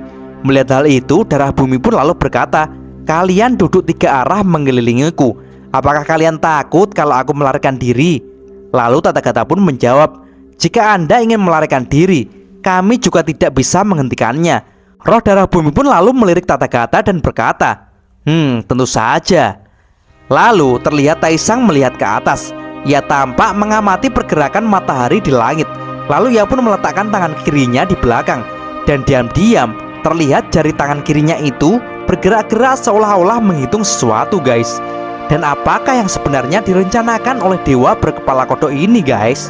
Scene kemudian beralih di alam baka. Terlihat di sana ada ukiran-ukiran mayat dan roh yang sangat banyak dan mengerikan. Manusia singa yang sebelumnya mengajak Master Reinkarnasi dan Jukuan ternyata saat ini sudah berada di depan gerbang berdarah besi untuk memasuki aula peti mati gantung. Terlihat topeng Master Reinkarnasi atau Master Rank pun saat ini berubah menjadi meme ketakutan. Dan ternyata mereka kesini adalah untuk menemui Raja Siti Garba, karena raja itu memang menyuruh pelayan Tibet singa itu untuk mengantarkan mereka ke sini. Jukuan di situ kemudian mengatakan kalau aula peti mati gantung akan menginterogasi penjahat di tempat Master Rank dan Jukuan tentang siapa yang terbukti melakukan kejahatan. Mendengar hal itu, Master Rank pun kemudian berkata, hal itu tak perlu dikatakan, itu pasti aku, ucapnya merasa bersalah. Mendengar hal itu, Jukuan pun langsung bertanya, emang kejahatan apa yang telah kamu lakukan? Lalu Master Rank pun mengaku kalau ia sudah melakukan kesalahan. Apakah kamu telah menyinggung Raja Siti Garba? Apa yang telah terjadi? Tanya Jukuan yang penasaran dengan apa yang telah diperbuat oleh Master Rank. Master Rank pun disitu lalu bercerita bahwa 50 tahun yang lalu 10 istana Yama bersaing untuk menjadi seorang Master Reinkarnasi. Master Reinkarnasi pun berjuang sampai akhir hingga ia pun membunuh dan mengalahkan Qin Guangwang. Dan saat Master Rank melihat ke atas, di situ ternyata sudah ada Jizo Wangzeng atau Raja Siti Garba yang menatapnya dengan pandangan yang tidak senang. Jukuan pun kemudian berkata, mungkin kau itu salah paham. Lalu Master Rank pun lalu berkata, di antara 10 Raja Hades, Raja Sucang selalu menjadi orang yang paling dikagumi Siti Garba untuk bersaing menjadi Master Reinkarnasi, dan dia tidak memandangku sama sekali. Benar kan? Tanya Master Rank kepada pelayan Tibet singa itu. Tapi pelayan itu menjawab, apa yang ada di dalam hati Siti Garba? Bagaimana aku tahu? Lalu sang pelayan pun membuka gerbang berdarah besi itu. Seketika dari dalam langsung keluar hembusan angin yang dingin dan mencekam, guys. Master Rank dan Jukuan pun berjalan mengikuti pelayan itu. Tapi tiba-tiba Jukuan pun dikejutkan oleh sesuatu, dan ternyata itu adalah roh-roh yang telah membeku. Jukuan pun disitu bertanya, apakah itu adalah tahanan yang telah beku di dalam pengadilan Siti Garba? Lalu manusia singa pun disitu menjawab, itu adalah jiwa mereka, sementara daging mereka akan menderita di neraka yang berbeda. Tapi kesadaran jiwa dan tubuh fisiknya terhubung dan merasakan siksa bersama-sama. Mendengar perkataan pelayan dari Jizo itu, tiba-tiba saja membuat kaki Master Rank bergetar dan seakan tak bisa digerakkan karena ia menjadi sangat ketakutan, guys. Jukuan yang melihatnya pun gini bertanya, hei, apa yang terjadi padamu? Lalu Master Rank sambil memegangi wajahnya dan merasa ketakutan pun berkata, aku takut nanti aku akan menjadi seperti itu. Jukuan, kamu adalah satu-satunya temanku di dunia bawah. Kau harus ingat untuk menjenguk dan melihat saya ya. Dan terlihat saat ini dari tangan pelayan Jizo pun keluar sesuatu. Ternyata ia mengeluarkan tombak pamungkasnya. Ia pun melompat dan duar. Si manusia singa itu pun menghantamkan tombaknya ke tanah dengan keras. Seketika angin dan kabut putih yang menyelimuti pun tiba-tiba terbelah dan hilang. Dan saat ini terlihatlah sebuah cahaya yang berada di tengah-tengah kuil yang tinggi. Dan terlihat di kuil itu terdapat lonceng raksasa dan peti mati gantung. Terlihat Master Rank dan Jukuan pun hanya tertegun melihatnya. Mereka pun memusatkan perhatiannya ke arah sumber cahaya itu. Dan terlihatlah seseorang pria yang duduk bersila di atas bunga teratai. Dan ternyata itu adalah sang Raja Siti Garba, guys. Lalu Raja Siti Garba pun disitu berkata kepada Master Rank, Master Reinkarnasi, kau telah membolak-balikkan jalur reinkarnasi. Kau telah mengganggu hidup dan mati. Apakah kamu sadar kalau kau telah melakukan dosa besar selama berabad-abad? Mendengar sang Siti Garba berkata seperti itu, Master Rank yang dengan wajah meme ketakutan seakan tak percaya dengan perkataan dari Tuan Zhao pun berkata, apakah saya membalikkan reinkarnasi dan mengganggu hidup dan mati? Tuan Zhao, apa yang Anda bicarakan? Diperlihatkannya hotel Biksu Tong yang tiba-tiba saja berpindah di tengah-tengah gurun pasir guys. Terlihat Biksu Tong pun keluar dari hotel bersama Yutao untuk mencari tahu apa yang sebenarnya terjadi. Sambil berjalan, Yutao pun segera mencatat tentang kejadian ini, bahwa hanya dengan semalam di area di sekitar hotel barat tiba-tiba berubah menjadi padang pasir yang luas. Biksu Tong pun di situ kemudian berkata, yang terjadi kali ini bukan hanya perubahan medan yang tiba-tiba, tapi kami memang dipindahkan ke lokasi yang jauhnya ratusan mil. Dan perubahan yang tidak biasa ini baru pertama kali ditemui oleh Biksu Tong. Lalu tiba-tiba Baishi dan Putri Tengkorak pun menyusul mereka berdua dari belakang. Mereka pun sangat kebingungan dengan kejadian aneh yang menimpa mereka. Lalu tiba-tiba mereka pun dikejutkan oleh sesuatu, yaitu dengan munculnya jiwa-jiwa monster yang telah mati yang gentayangan dari dalam pasir. Jiwa itu sangat banyak dan berwarna biru kehijau-hijauan. Melihat hal itu, Putri Tengkorak pun mencoba untuk mengecek peristiwa ini. Ia pun lalu memejamkan matanya dan menggunakan inderanya untuk merasakan roh-roh yang gentayangan itu. Yutao yang keheranan pun kemudian bertanya, "Putri Tengkorak, apa yang kau lakukan?" Putri Tengkorak pun menjawab kalau ia sedang mencium bau dari para monster yang gentayangan ini. "Emang para siluman itu mempunyai bau ya?" tanya Yutao. "Tentu saja, setiap ras siluman mempunyai aroma yang berbeda-beda." Baishi yang melihat jiwa-jiwa yang gentayangan itu, ia kemudian melihat kalau jiwa itu sangat bermacam-macam.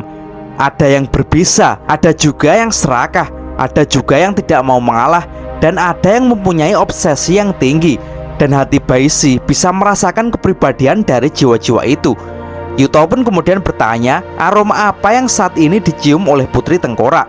Putri Tengkorak pun merasakan kalau aroma yang ia cium dari jiwa-jiwa itu sangat aneh. Biksu Tong pun kemudian mencoba untuk mencium aroma dari jiwa yang gentayangan itu. Ia pun juga merasakan kalau aroma ini sangatlah aneh. "Bau yang aneh," ucap Yutao jadi keheranan. Putri Tengkorak pun di situ berkata, "Biksu, tampaknya kita mencium bau yang sama." Biksu Tong pun kemudian melirik ke arah Putri Tengkorak Putih. Ia pun berkata, "Aroma ini adalah aroma dari nafas kematian." Hal itu langsung membuat Yutao dan Baishi sangat terkejut. Ini sama sekali bukan jiwa kebencian yang biasa. Biksu Tong pun lalu berkata kalau hawa kematian dan kebencian yang kuat ini hanya bisa berasal dari satu tempat saja.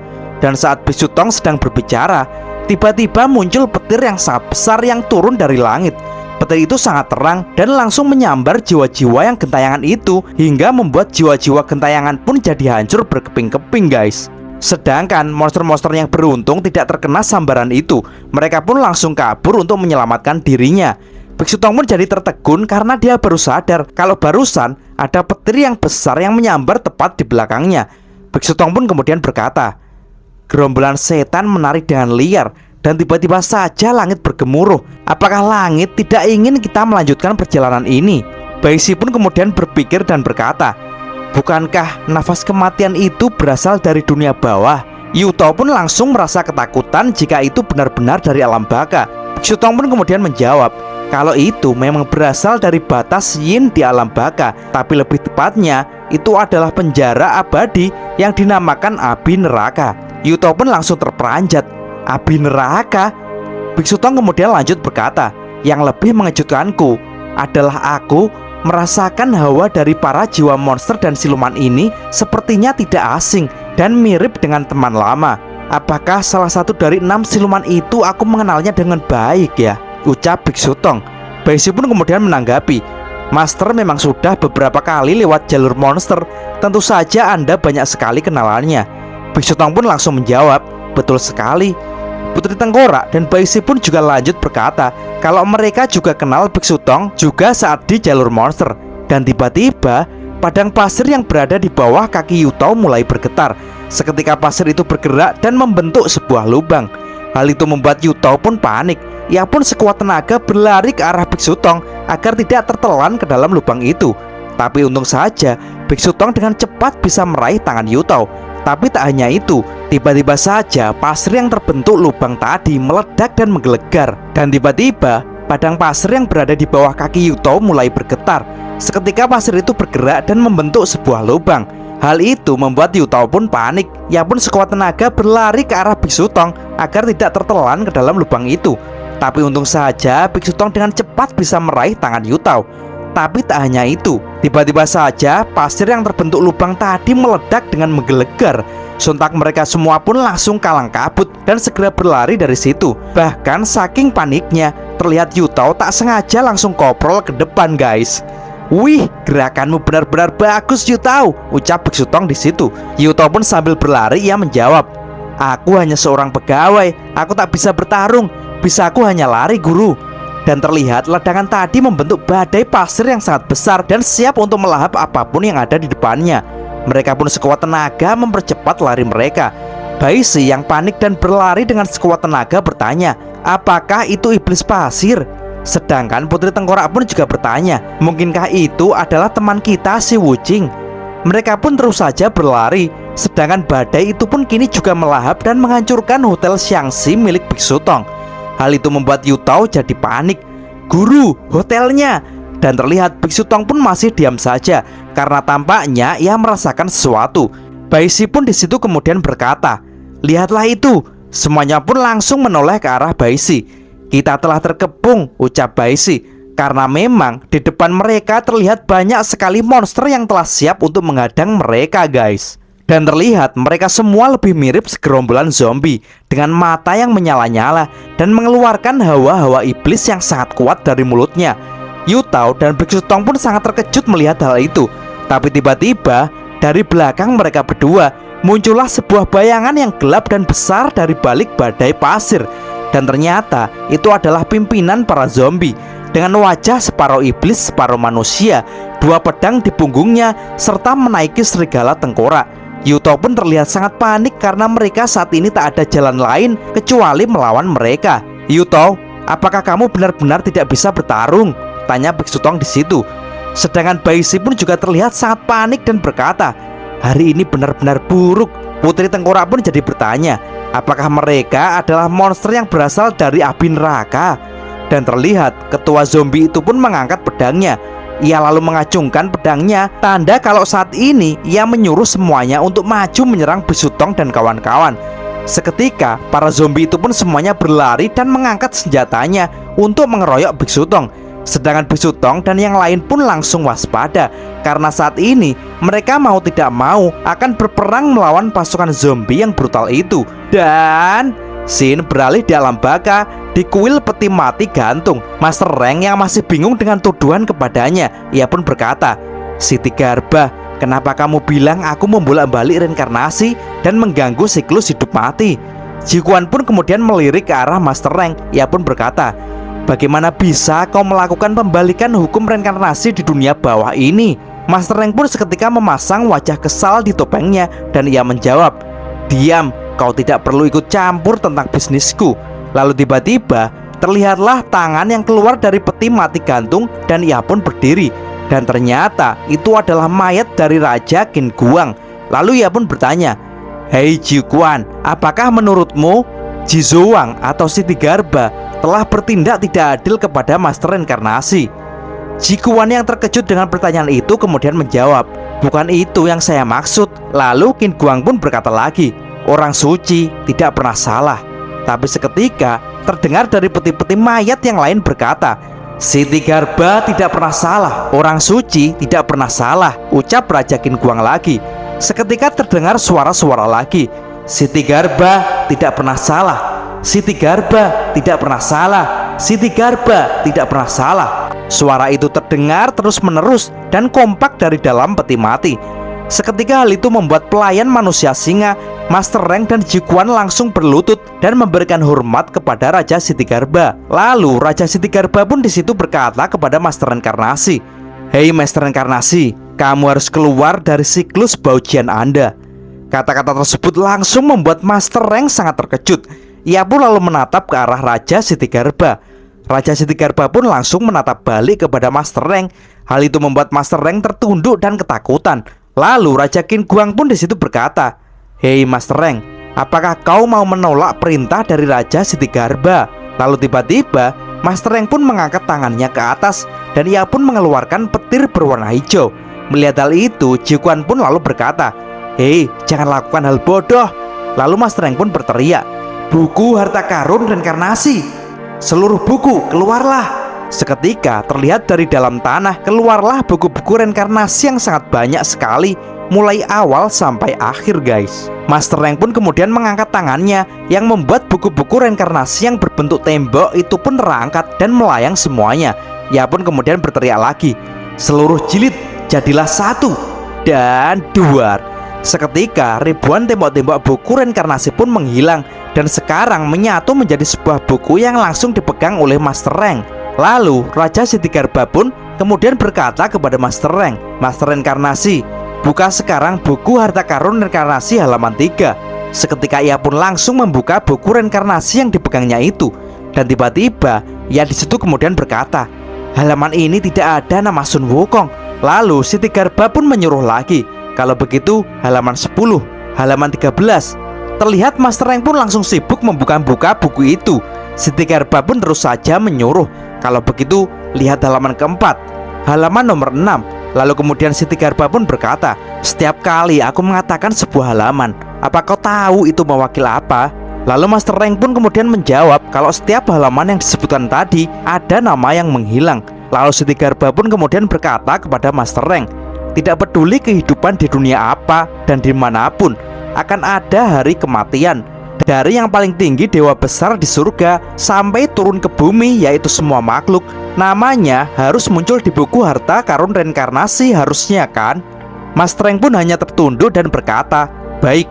Lalu Raja Siddhigarba pun meneruskan penjelasannya, kalau namanya hilang, maka ketika mati ia tidak diperbolehkan untuk bereinkarnasi atau bahkan terlahir kembali setelah mati dengan tubuh yang rusak dan menjadi monster yang bukan dari bangsa surga, manusia, atau dunia bawah. "Master Reinkarnasi, menurutmu apa arti dari reinkarnasi?" tanya Siddhigarba. Lalu Master Rank pun kemudian menjawab, "Reinkarnasi adalah proses hidup kembali, dan seperti apa kehidupan setelahnya, itu adalah buah dari kehidupan mereka. Mereka yang berbuat baik akan dihargai, dan yang berbuat buruk maka akan dihukum." Lalu Raja Siddhigarba pun berkata lagi, "Jika kamu membalik siklusnya dan mengganggu proses kehidupan dan kematian, dan akan menjadi kacau. Terus bagaimana sebab dan akibat itu berjalan? Terus bagaimana juga dengan baik dan jahat?" Lalu Jiu Kuan Yi pun kemudian ikut berkata, "Nama yang hilang dalam buku harta karun reinkarnasi ini tak pernah terjadi sebelumnya. Aku khawatir ada sesuatu hal lain yang menyebabkan hal itu. Tolong Raja Mingcha, sang pelayan dari Tibet, untuk memeriksanya." Lalu Siddhigarba pun kemudian menjawab, "Tentu saja aku akan memeriksanya, tetapi Master Reinkarnasi itu juga harus disalahkan." Lalu Siddhigarba pun bertanya kepada Raja 10 Kuil Yama, "Menurut Raja 10 Kuil Yama, hukuman apa yang harus aku lakukan?" Lalu seketika terlihat para raja yang keluar dari peti gantung dan berkata, "Raja Jizowang, Raja Jizowang." Lalu Raja Siddhigarba atau Raja Jizowang pun berkata, "Membalikkan reinkarnasi, mengganggu hidup dan mati, itu adalah perbuatan yang sangat jahat. Hei Master Reinkarnasi, aku akan mengambil jiwa kedua dari 3 jiwamu. Apakah kamu tidak keberatan?" Mendengar hal itu, Jiu Quan pun langsung protes kepada Siddhigarba dan berkata, "Mengambil jiwa kedua? Bukankah itu akan membuat Master Reinkarnasi menjadi bodoh?" Mendengar protes Jiu Quan, Siddhigarba pun kemudian bertanya kepada Yama dari 10 istana, "Apakah Anda memiliki usul dan pendapat?" Tapi tiba-tiba terdengar suara dari seseorang, "Ya, tapi saya keberatan." Dan ternyata itu adalah Sun Wukong yang saat ini sudah melayang di atas Raja Siddhigarba guys. "Hei, sang Raja Monyet Sun Wukong sudah ada di sini." Scene kemudian beralih di gurun bulan sabit musim semi. Terlihat kini roh darah bumi sudah dikepung oleh 3 dewa tingkat tinggi, Raja Kebajikan, Tathagata, dan Dewa Sasin yang duduk bersila mengelilinginya. Dan roh darah bumi pun di situ berkata, "Apakah kalian semua tahu kenapa aku disebut roh darah bumi?" Mendengar perkataan itu, terlihat Tathagata dan Dewa Sasin pun saling memandang dan keheranan. Roh darah bumi pun kemudian memandang ke arah Raja Kebajikan. "Taisang, kamu dan aku telah berteman selama ratusan tahun. Tolong jelaskan." Mendengar hal itu, Sasin pun terkejut dan berkata, "Roh darah bumi dan Taizun sudah ratusan tahun bersahabat." Lalu Raja Kebajikan pun berkata, "Dirimu dinamakan roh darah bumi karena lahir di bumi, jadi namamu disebut bumi. Adapun nama roh dan darah, menurutku kau hidup dari darahmu sendiri, dan kau bisa membangkitkan spiritualitas semua makhluk dan bisa menyelamatkan semua jiwa. Mendengar perkataan Taisang itu, Tathagata pun lalu berkomentar, "Di balik nama roh darah bumi itu, tampaknya itu hanya karanganmu saja," ucap Tathagata. Taisang pun lalu berkata, "Iya, itu memang sebuah fakta pada umumnya." Lalu roh darah bumi pun kemudian berkata dengan agak kesal kepada Taisang, "Penjelasan darimu, Taisang, tampaknya terlalu memaksa." Lalu Taisang pun menjawab, "Lah terus kau ingin aku untuk mengatakan bagaimana?" Lalu darah bumi pun berkata, "Sang Raja Kebajikan, namamu itu harusnya adalah contoh yang baik." Lalu kemudian Raja Kebajikan pun berkata, "Raja Kebajikan, itu adalah namaku. Jika namaku itu tidak sesuai denganku, itu akan dihakimi oleh ribuan orang dan dewa. Semua makhluk hidup akan datang untuk berkomentar. Jadi cepatlah dan ceritakan kisahmu." Lalu tiba-tiba roh darah bumi pun langsung menatap ke langit. Lalu ia pun berkata, "Ini masih butuh banyak waktu untuk menjelang tengah hari. Untuk apa kamu terburu-buru?" Perkataan roh darah bumi itu langsung membuat Taisang pun terkejut guys, karena ia tak menyangka roh darah bumi bisa membaca pikirannya. Dan jarinya yang sebelumnya menghitung sesuatu, kini jarinya pun mengepal. Lalu roh darah bumi pun melirik Taisang dengan tersenyum. "Kamu membiarkanku untuk bercerita, untuk mengulur waktu sampai siang kan? Yaitu ketika api dari Yang mencapai puncaknya dan energi Yin saya berada pada titik terlemahnya. Di waktu itu adalah peluang yang terbaik yang bisa kau gunakan untuk membunuhku," ucap roh darah bumi. Mendengar hal itu, Taisang pun jadi panik, tapi ia pun mencoba untuk menyembunyikan kepanikannya itu. "Omong kosong kau, jangan bicara omong kosong." "Duh, kenapa di sini panas?" ucapnya. Ia pun seketika keringetan dan ia menggunakan kipasnya untuk mengipasi tubuhnya itu guys. Lalu darah bumi pun melirik ke arah Taisang dan berkata, "Bukankah tebakanku tepat?" Lalu Taisang pun kemudian menjawab, "Di matamu, apakah aku adalah seseorang yang selalu menghitung dan menggunakan segala cara?" Roh darah bumi pun dengan tenang berkata, "Bukankah memang begitu?" Mendengar hal itu membuat Taisang mengeluarkan keringat sejagung-jagung guys. Lalu darah bumi pun berkata, "Dalam pertempuran itu kau menggunakan cara yang tercela dan aku sebenarnya tahu." Lalu Taisang pun disitu menjawab bahwa selama aku bisa menaklukkan iblis dan meraih tujuanku, apapun caranya aku akan kugunakan dan aku tak akan menyesalinya. Lalu darah bumi pun berkata, "Jadi kamu selalu menggunakan segala cara ya, termasuk dengan mengepungku dengan 3 orang seperti ini." Hal itu langsung membuat Tathagata dan Dewa Sasin terkejut. Lalu Taisang pun sambil masih mengipasi dirinya, ia berkata, "Raja Kebajikan ini tidak malu, karena semua itu kulakukan untuk kepentingan langit." Roh darah bumi pun langsung melirik ke arah Taisang dan berkata, "Apakah kamu benar-benar tidak malu ketika mengucapkan 6 kata itu?" Dan tiba-tiba mata darah bumi pun langsung melotot dan pupil gandanya juga berubah menjadi warna merah semuanya. Seketika terlihat Taisang pun langsung menyerangnya dengan tiba-tiba menggunakan segel rantai kebajikan. Rantai itu sangat besar dan bercahaya biru yang langsung mengikat kedua tangan dari roh darah bumi. Lalu darah bumi pun tiba-tiba merubah pupil matanya menjadi seperti semula guys. Dan ternyata mata roh darah bumi mempunyai kekuatan untuk melihat kejadian yang akan datang, di mana di masa depan Taisang benar-benar akan menyerangnya seperti yang ia lihat dengan mata saktinya itu. Terlihat Taisang di situ masih gugup dan keringetan. Panas sekali di sini," ucapnya. Lalu dengan santai darah bumi pun berkata, "Kau tidak menunggu siang saja untuk bergerak." Sindiran darah bumi itu langsung membuat Taisang kaget. Ia pun langsung mengarahkan tangannya ke darah bumi. Seketika keluarlah rantai besar bercahaya biru yang langsung mengikat roh darah bumi. "Benar-benar tidak sabar," ucap darah bumi di situ dengan tenang. Rantai itu langsung mengikat dengan kuat kedua tangan roh darah bumi. Hal itu langsung membuat Tathagata dan Dewa Sasin pun terkejut. Taisang pun langsung berteriak kepada mereka, "Sasin, Tathagata, cepatlah!" Seketika Tathagata pun langsung mengeluarkan jurus segel budanya, sedangkan Sasin pun langsung mengeluarkan tapak suci 1000-nya. Dan jeder, mereka berdua pun langsung menyerang bersama-sama dari kedua arah. Taisang pun langsung tersenyum lebar dan berkata, "Bagus, ini pasti berhasil." Tapi tiba-tiba Tathagata dan Dewa Sasin pun langsung dikejutkan oleh sesuatu. Tiba-tiba tubuh darah bumi pun membentuk sebuah lubang dan menyerap tangan mereka yang memukulnya. Dan itu adalah jurus lubang hitam bintang milik dari roh darah bumi. Dan ternyata jurus itu bisa menyerap kekuatan yang menyerang dirinya. Ia pun berkata, "Terima kasih semuanya telah meminjamkan kekuatan dewa kepadaku." Dan duar, Seketika, roh darah bumi pun langsung menghancurkan segel rantai cahaya biru milik Raja Kebajikan. Hal itu membuat Taisang pun sangat kaget. Seketika, darah bumi pun langsung menatap tajam kepada Taisang.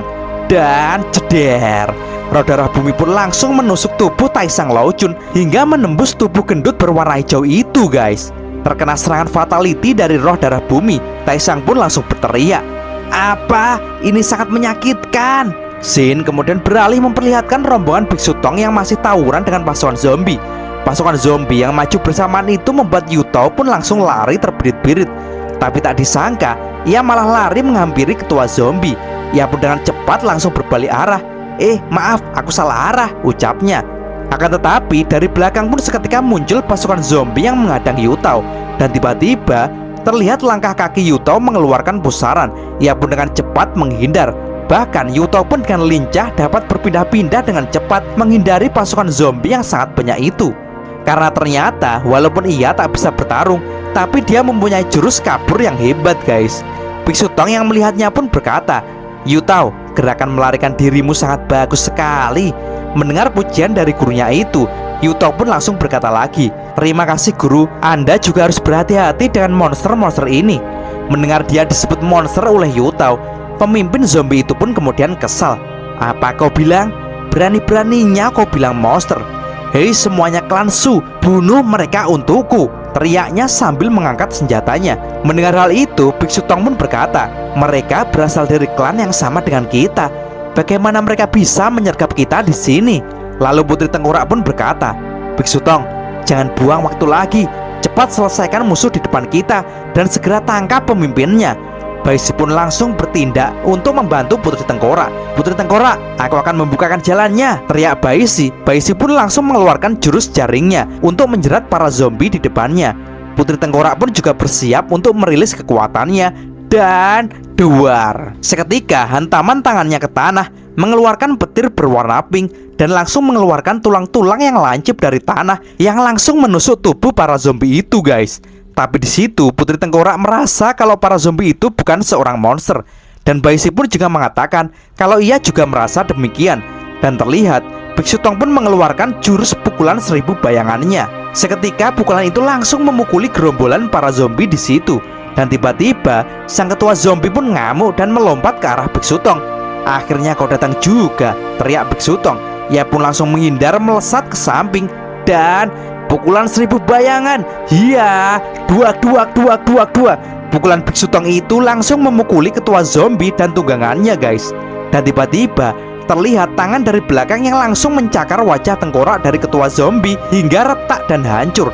Dan ternyata itu adalah cakaran dari Putri Tengkorak Putih yang membuat ketua zombie pun terlempar dan jatuh ke tanah. Dan wajah tengkorak yang hancur itu pun mengeluarkan asap. Dan tampaknya ketua zombie itu pun sudah tak berdaya di tanah. Biksu Tong pun lalu berteriak kepada semuanya, "Hei, pemimpinmu sudah mati." Lalu terlihat para zombie pun menjadi kebingungan dan menghentikan serangannya. Putri Tengkorak pun kemudian berkata, "Berhentilah, kalian sudah lepas dari pengaruh iblis."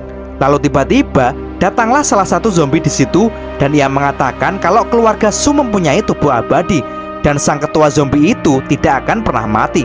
Lalu tiba-tiba saja sang ketua pun bangkit lagi dan berdiri di dekat Putri Tengkorak Putih. Hal itu langsung membuat Putri Tengkorak Putih sangat kaget dan ia pun berkata, "Ri, kalian tidak akan mempan kepada tubuh abadi mayat seperti kami."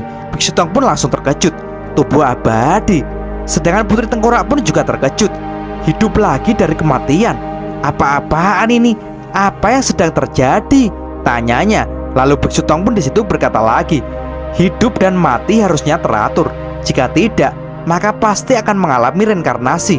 Reinkarnasi hidup dan mati sudah diatur di dunia bawah dan tidak ada kekacauan selama ribuan tahun. Bagaimana sekarang bisa terjadi kekacauan seperti ini? Apakah sesuatu yang tidak biasa terjadi di dunia bawah?" Kita meneruskan Taisang Laojun yang merasa sangat kesakitan karena tubuhnya ditembus oleh tangan roh darah bumi guys. Tapi ternyata ia masih kuat untuk menahannya. Ia pun seketika memegang lengan roh darah bumi dengan kedua tangannya. Tampak darah bumi pun terkejut dengan Taisang yang ternyata masih bisa bangkit. Sedangkan Taisang pun kini meringis dan berkata, "Kena kau, Seketika dari tubuh Taisang keluar tentakel-tentakel yang berputar-putar melilit tangan roh darah bumi yang masih menancap di tubuhnya. Roh darah bumi yang akan menggerakkan tangan kirinya. Tiba-tiba saja tentakel-tentakel itu juga langsung menjeratnya, sehingga kini kedua tangan roh darah bumi tidak bisa untuk digerakkan. Raja kebajikan, kau memang sangat licik, ucap roh darah bumi. Lalu tiba-tiba terlihat dari atas mereka berdua lingkaran kumpulan kertas mantra. Lingkaran itu seketika mengeluarkan cahaya terang yang mengarah ke bawah. Dan tiba-tiba muncullah kembaran Taisang dan berkata, "Hei, aku ada di sini."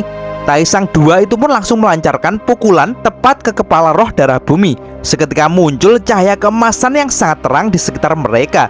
Roh darah bumi pun terkejut dan tak bisa apa-apa. Dan tiba-tiba saja roh darah bumi pun mengeluarkan buih-buih air dari mulutnya, seperti layaknya ia tenggelam di dalam air, guys. Dan terlihat Taisang pun langsung melompat dan berputar-putar. Dan bersamaan dengan itu muncul air yang sangat banyak yang membentuk sebuah bola dan mengurung roh darah bumi, guys. Taisang yang melompat itu berkata, "Rasakan satu pukulanku." Ia pun berputar untuk mendarat di tanah dan berkata lagi, 10.000 tahun kultivasimu masih kurang untuk menandingi pengalamanku di medan perang, ucap Taisang kepada roh darah bumi. Dan dengan sangat percaya diri, Taisang pun disitu kemudian berkata, tidak buruk sama sekali. Yah, ini sudah siang ternyata. Roh darah bumi yang saat ini tersegel di dalam bola air kemudian berkata, "Raja kebajikan, kamu benar-benar orang yang munafik." Lalu Taisang pun menjawabnya, "Untuk berurusan denganmu, aku tidak harus berpikir dua kali untuk melakukan ini. Ternyata murid baruku, si manusia ilusi, juga tidak buruk." Lalu terlihat Taisang dua pun kini berlutut dan berkata, "Terima kasih guru atas pengajarannya." Dan ia pun seketika berubah menjadi wujud aslinya dengan tubuh berwarna hitam dan memakai jemper ungu. Dirinya langsung berlari dan mendekat kepada Raja Kebajikan. Ia pun langsung memberikan hormat kepada Tathagata dan Dewa Sasin di situ. Sedangkan Taisang pun juga memperingatkan kepada Tathagata dan Dewa Sasin agar tetap waspada. Karena walaupun saat ini roh darah bumi sudah terkurung, tapi kekuatannya tak boleh diremehkan. Di dalam segel bola air, roh darah bumi pun berkata, "Taizun, kau melakukan penyerangan lebih awal, lalu memerintahkan muridmu untuk datang dengan berubah wujud menjadi dirimu. Kau sengaja melakukan ini agar aku bingung dan mengacaukan pikiranku. Kemudian kau meneruskannya dengan memancingku untuk bercerita menunggu siang hari, di mana saat itu adalah waktu Yin begitu lemah dan yang begitu kuat. Hei Raja Kebajikan, ternyata semuanya telah kau perhitungkan dengan baik." Dan setelah mengatakan itu, roh darah bumi pun tiba-tiba keluar dari segel bola air dan mendarat di tanah. Badannya pun kini merasa lemas, selain pengaruh dari segel bola air, tetapi juga karena waktu yang sudah tengah hari membuat saat ini Yin menjadi titik terlemah.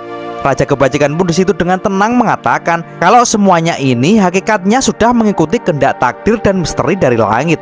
Lalu roh darah bumi dengan keadaan badannya yang lemas berkata kepada Taisang sebagai dewa kuno, "Bisa-bisanya kau meracuniku diam-diam."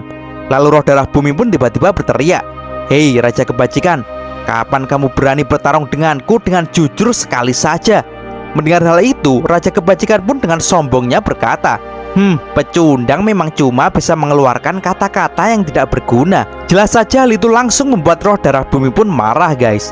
Seketika ia pun mengeluarkan kekuatan lubang hitamnya yang siap menelan apapun. "Aku sangat kecewa denganmu Raja Kebajikan. Kau adalah lawanku selama bertahun-tahun. Bahkan apakah kau juga lupa dengan sumber kekuatanku?" ucap roh darah bumi. Seketika langsung terjadi sesuatu di langit. Terlihat bulan pun perlahan akan menutupi matahari. Kekuatan lubang hitam roh darah bumi begitu kuat hingga pasir-pasir pun tersedot ke dalam lubang hitam milik roh darah bumi. Terlihat mereka berempat pun sangat terkejut dengan fenomena ini. Taisang pun menjadi panik. Ia pun berkata, Apakah perhitunganku salah?" Dan terlihat para monster-monster gurun pasir pun terlempar bersama pasir-pasir dan tersedot oleh kekuatan yang dahsyat itu. Melihat hal itu, Taisang pun tambah terkejut dan ia pun berkata, "Kekuatan lubang bintang hitam ternyata dapat menyerap semua hal di alam semesta untuk digunakan dirinya sendiri. Ini jelas sangat berbahaya." Dan terlihat Tathagata, Dewa Sasin dan murid Taisang pun saat ini sangat waspada dengan kekuatan yang dahsyat itu. Sedangkan kekuatan roh darah bumi pun terus saja menyerap energi alam semesta. Dan di langit terlihatlah bulan perlahan semakin menutupi matahari, hingga akhirnya terjadilah gerhana matahari yang sempurna. Seketika fenomena itu pun membuat panik semua yang ada di situ. Dewa Sasin saat ini sangat kaget karena tiba-tiba saja angin menjadi berhenti. Tata Gata pun juga sangat terpana melihat hal itu. Ia pun berkata, lubang hantu hitam bahkan menghisap bintang dan menghirup cahaya 9 matahari. Sebesar inikah kekuatan roh darah bumi? Ini sungguh mengerikan. Taisang pun yang juga terkejut kemudian berkata, kalau hari ini benar-benar tidak bisa diremehkan. Di luar dugaan, monster ini ternyata jauh lebih sulit dihadapi dari yang kubayangkan, ucap Taisang di situ. Shin kemudian beralih memperlihatkan Sun Wukong yang sudah melayang di atas Raja Sitigarba.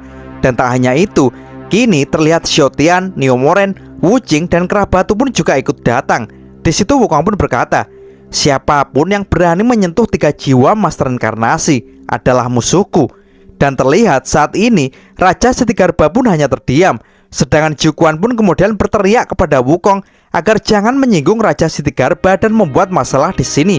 Mendengar hal itu, Wukong yang liar, nakal, brutal tentu saja tak takut guys. Membuat onar dan masalah adalah keahlian saya. Aku tak pernah takut pada siapapun, ujar Wukong.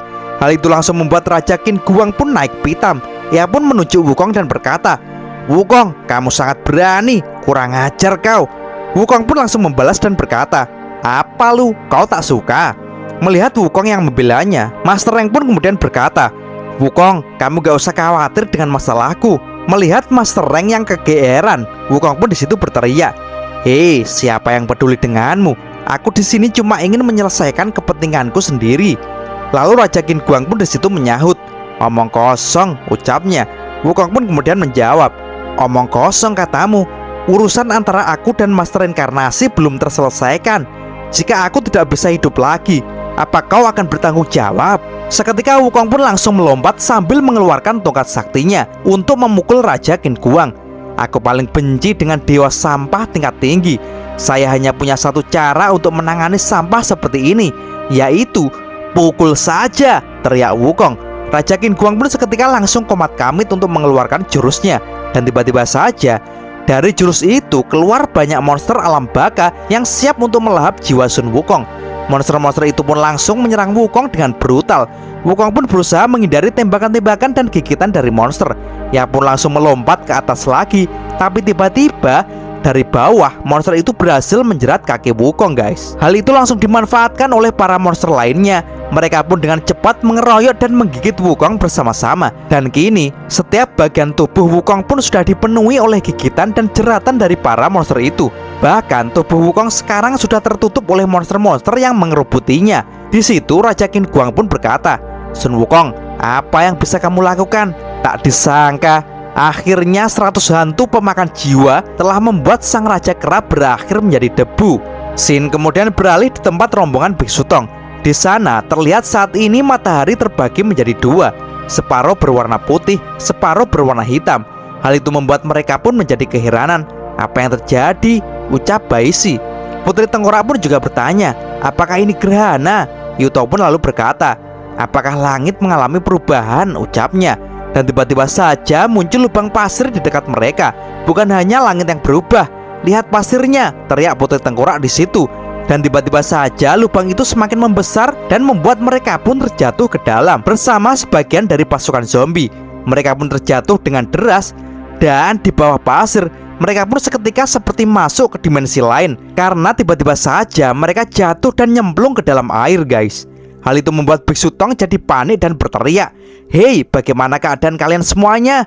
Tapi untungnya mereka semua tampaknya baik-baik saja. Air itu kemudian mengalir dengan sangat deras dan dengan cepat membawa mereka mendarat ke suatu tempat. Biksu Tong pun di situ melihat sebuah batu besar yang ada di depannya.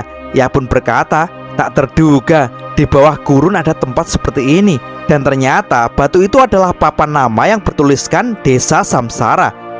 Desa Samsara, nama ini sedikit aneh dan berbeda, ucap Yutao. Dan kini semuanya pun berjalan memasuki tempat tersebut guys. Shin kemudian beralih memperlihatkan lagi pertempuran dengan roh darah bumi. Terlihat di langit sudah terbentuk gerhana yang sempurna yang membuat langit pun menjadi gelap. terlihat di situ api berkobar dan lubang hitam milik roh darah bumi pun terus saja menyerap alam semesta. Dan tubuh roh darah bumi pun kini berubah dengan mata yang menyala api, rambut dan tubuh yang mengeluarkan kobaran api juga guys. Roh darah bumi dengan wujud barunya ini kemudian berkata, hahaha, di bawah kekuatan yang menyerap matahari 9 hari yang terik ini, bahkan jika para dewa dan Buddha di seluruh langit datang, mereka tidak akan pernah bisa mengalahkanku, ucapnya. Dan terlihat api pun berkobar-kobar dan berkumpul di dada roh darah bumi. Ia pun langsung menatap tajam kepada keempat dewa di hadapannya. Raja kebajikan yang ketakutan pun berkata, orang ini telah menyerap matahari 9 hari ke dalam dirinya. Benar-benar kekuatan yang mengerikan. Tathagata pun di situ berkata agar jangan sampai membiarkan roh darah bumi pergi dari sini. Sasin pun juga menambahkan kalau roh darah bumi pergi, maka itu akan membahayakan seluruh dunia. Manusia ilusi juga terlihat sangat ketakutan. Sungguh penjahat yang menakutkan, ucapnya. Mendengar perkataan itu, roh darah bumi pun kemudian berteriak, penjahat katamu. Siapa yang harusnya disalahkan atas semua ini?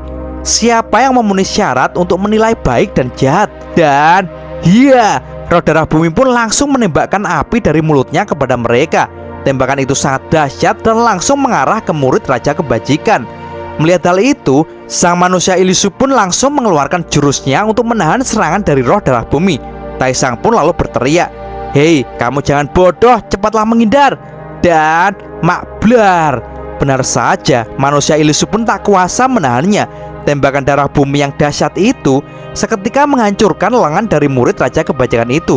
Ia pun terpental dan berteriak kesakitan. Melihat hal itu, Taisang pun langsung melompat untuk menolongnya. Tapi tiba-tiba saja saat ia akan meraih muridnya itu, manusia ilusi pun lantas bergerak dan tersedot ke arah roh darah bumi. Lalu darah bumi pun berkata, kamu sampah kebajikan, tak akan mampu menolongnya. Dan ia pun lantas juga berkata lagi kepada murid Taisang, hei bocah, salahkan tuanmu yang telah membawamu menuju kematian. Hahaha. Seketika murid Taisang pun semakin tersedot dan hanya bisa berteriak kepada Taisang, guru, tolong selamatkan aku. Tapi Taisang pun hanya bisa menonton kejadian mengenaskan yang menimpa muridnya itu. Dan akhirnya manusia ilusi pun tertelan ke dalam lubang hitam bintang milik roh darah bumi guys. Darah bumi pun lalu berkata, hei Taisang, kamu telah membiarkannya mati. Kamu memang munafik. Kamu hanyalah guru yang memperalat muridmu. Dan kini hanya tinggal bertiga di hadapan roh darah bumi, yaitu Raja Kebajikan, Tathagata, dan Dewa Sasin. Tetapi tiba-tiba mereka pun dikejutkan oleh sesuatu. Lalu Dewa Sasin pun berkata, ups, kekuatan kami tiba-tiba tidak berfungsi. Tampaknya setan lubang hitam itu terus saja menyedot esensi kekuatan kita. Lalu Tathagata pun berkata, jika keadaan terus seperti ini, cepat atau lambat kita akan kelelahan dan mati. Seketika Taisang pun mengeluarkan kertas segel mantranya, dan ia pun berkata, roh darah bumi menyerap esensi kita. Ayo kita berikan semuanya kepada dia. Hal itu membuat Tathagata dan Dewa Sasin pun saling memandang, dan dengan kompak mereka pun berkata, Taizun, kami mengerti. Dan terlihat Raja Kebajikan pun melompat memutar-mutarkan kertas mantranya dan menghantamkannya ke tanah. Seketika keluarlah tembok dari dalam tanah di sekeliling roh darah bumi. Dan jeder, tembok itu langsung menyatu dan mengurung roh darah bumi di dalamnya. Raja Kebajikan pun di situ berkata, aku sekarang menggunakan kekuatan Tao De Gao Qiang untuk memblokir kekuatan matahari miliknya yang sangat panas. Seketika Tathagata dan Dewa Sasin pun langsung bersama-sama menempelkan telapaknya ke tembok mantra itu. Taisang lalu melompat ke atas dan berteriak, inilah saatnya. Ia pun langsung memukulkan tangannya ke sisi atas tembok itu. Sedangkan Tathagata di samping kanan dan Dewa Sasin di samping kiri dari tembok itu. Seketika tembok kubus persegi panjang itu pun langsung mengeluarkan cahaya emas yang sangat terang, karena mereka bertiga mengeluarkan kekuatan terbesarnya untuk dialirkan kepada roh darah bumi yang ada di dalam. Terlihat mereka pun sekuat tenaga mengalirkan kekuatan mereka masing-masing. Dan di dalam, roh darah bumi pun terus saja menyerap kekuatan para dewa itu. Lalu tiba-tiba, duar, api di tubuh roh darah bumi semakin membesar membakar tubuhnya.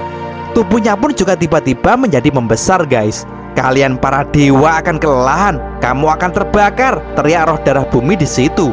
Lalu Taisang pun di situ berkata, itu benar. Jadi sebelum kekuatan kami habis, kami akan membunuhmu duluan. Darah bumi pun lalu menjawab, hei penyu tua, angan-anganmu terlalu berlebihan. Dan terlihat mereka bertiga pun semakin memperkuat tenaganya. Kubus itu pun semakin bersinar dan membesar. Tathagata dan Dewa Sasin sekuat tenaga menahan badannya, sedangkan Taisang pun menambahkan kertas mantranya untuk menambah kekuatannya. Darah bumi pun di situ berteriak, "Percuma saja, ketika kekuatanmu tak akan berguna melawanku. Matahariku akan membakar kalian sampai ke tulang, dan dagingmu tak akan tersisa." Lalu Taisang pun di situ berkata, "Di sore hari kekalahanmu telah tiba." Roh darah bumi pun lalu keheranan. "Apa?" ucapnya. Taisang pun lalu berkata, "Saya memilih menyerang di siang hari. Apakah kau tahu alasannya?" Roh darah bumi, kau selalu berpikir bahwa aku mencoba menyerangmu di saat kondisi terlemahmu. Tapi sebenarnya tujuanku sebenarnya bukan itu. Darah bumi pun di situ lalu berkata, "Hei rubah tua, kamu ingin mendorongku untuk menggunakan bakar anoda?" Lalu Taisang pun menjawab dan berkata, "Sebenarnya aku memilih tengah hari. Tujuan sebenarnya adalah untuk membuatmu menyedot kekuatan surga matahari 9 hari. Tubuhmu adalah yin murni. Bahkan jika kamu menyedot api yang sangat ekstrim, kau bisa mengalahkan musuhmu. Tapi di sisi lain, yin dan yang tubuh nerakamu itu juga akan terbakar, dan kekuatan sihirmu akan melemah dengan cepat." Lalu roh darah bumi pun berkata kepada Taisang, "Kamu memang benar-benar licik." Lalu Taisang pun menjawab, "Untuk melawanmu, cara apapun akan kulakukan."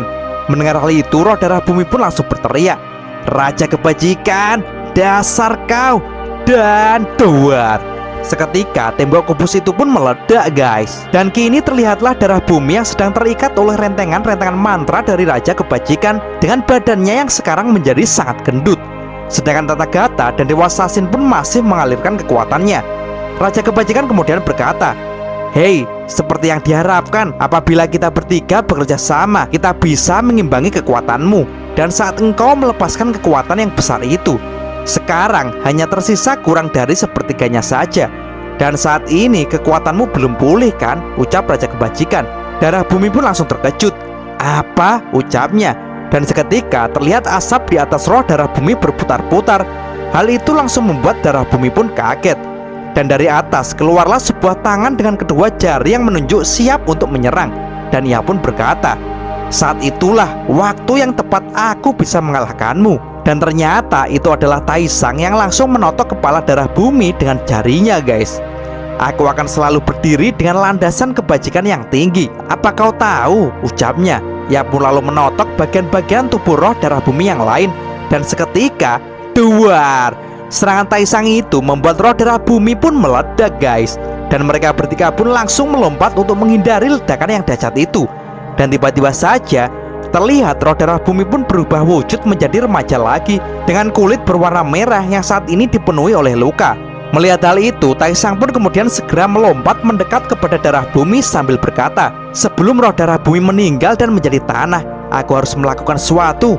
Ia pun langsung menggunakan jarinya untuk menyentuh kepala roh darah bumi. Taisang pun langsung berkonsentrasi dan membaca semua memori dan pikiran dari roh darah bumi.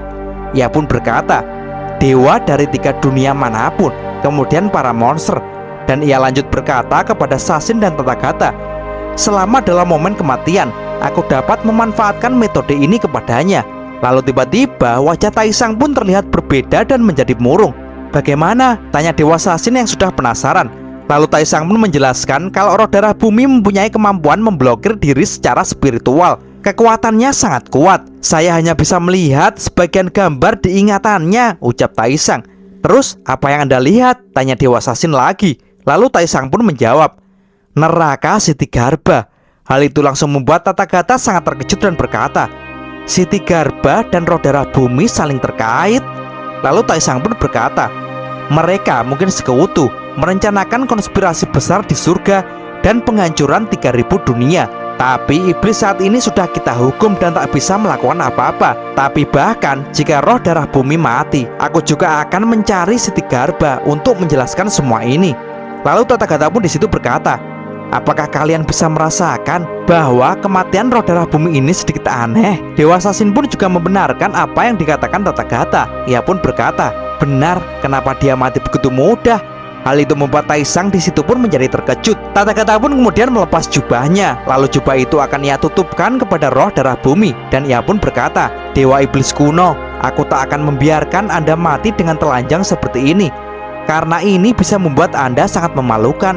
Tapi tiba-tiba terlihat mata darah bumi pun melirik kepada Tathagata.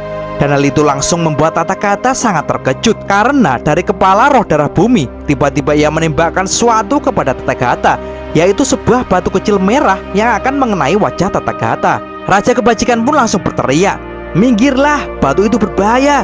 Seketika Dewa Sasin pun langsung bertindak dan dengan cepat menangkap batu itu sebelum mengenai Tathagata. Tapi tiba-tiba batu yang dipegang Dewa Sasin pun pecah guys, dan langsung melesat masuk ke dalam tubuh Dewa Sasin. Hal itu membuat Dewa Sasin pun sangat terkejut. Raja kebajikan pun langsung berteriak, "Hati-hati, itu akan menyerangmu." Seketika ia pun langsung memukul tubuh Dewa Sasin hingga muncrat darah guys. Scene kemudian beralih di aula peti mati gantung. Terlihat di situ para monster alam baka yang dikeluarkan oleh Raja Qin Guang masih mengerubung Wukong. "Hei, tampaknya monyet itu sudah mati," ucap Raja Qin Guang dengan pedenya di situ.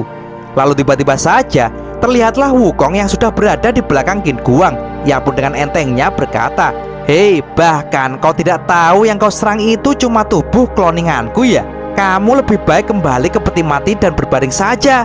Jelas saja hal itu langsung membuat Qin Guang terkaget-kaget. Terlihat Wukong pun mengangkat tangannya dan menunjuk ke atas. "Aku sudah bosan, tongkat sakti, bangkitlah." Seketika muncullah tongkat sakti raksasa dari atas yang langsung menghantam sekumpulan monster alam baka itu. Qin Guang pun langsung kaget dibuatnya. Tongkat raksasa itu pun langsung menggencet semua monster ke tanah hingga tak tersisa guys. Melihat hal itu, Raja Sitigarba pun kemudian memanggil Wukong.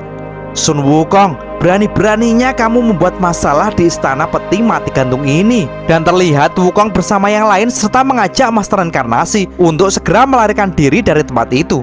Tapi tiba-tiba saja hal itu langsung dihadang oleh seseorang, dan itu adalah Ji Guanyin. Ia pun di situ kemudian berkata, "Raja Kera, jangan buat aku melakukannya." Dan cerita pun bersambung. Oke teman-teman, terima kasih sudah nyimak alur cerita kali ini sampai habis. Semoga teman-teman terhibur. Jangan lupa terus dukung channel ini agar terus berkembang ya. Dan sampai jumpa di episode selanjutnya. Assalamualaikum warahmatullahi wabarakatuh.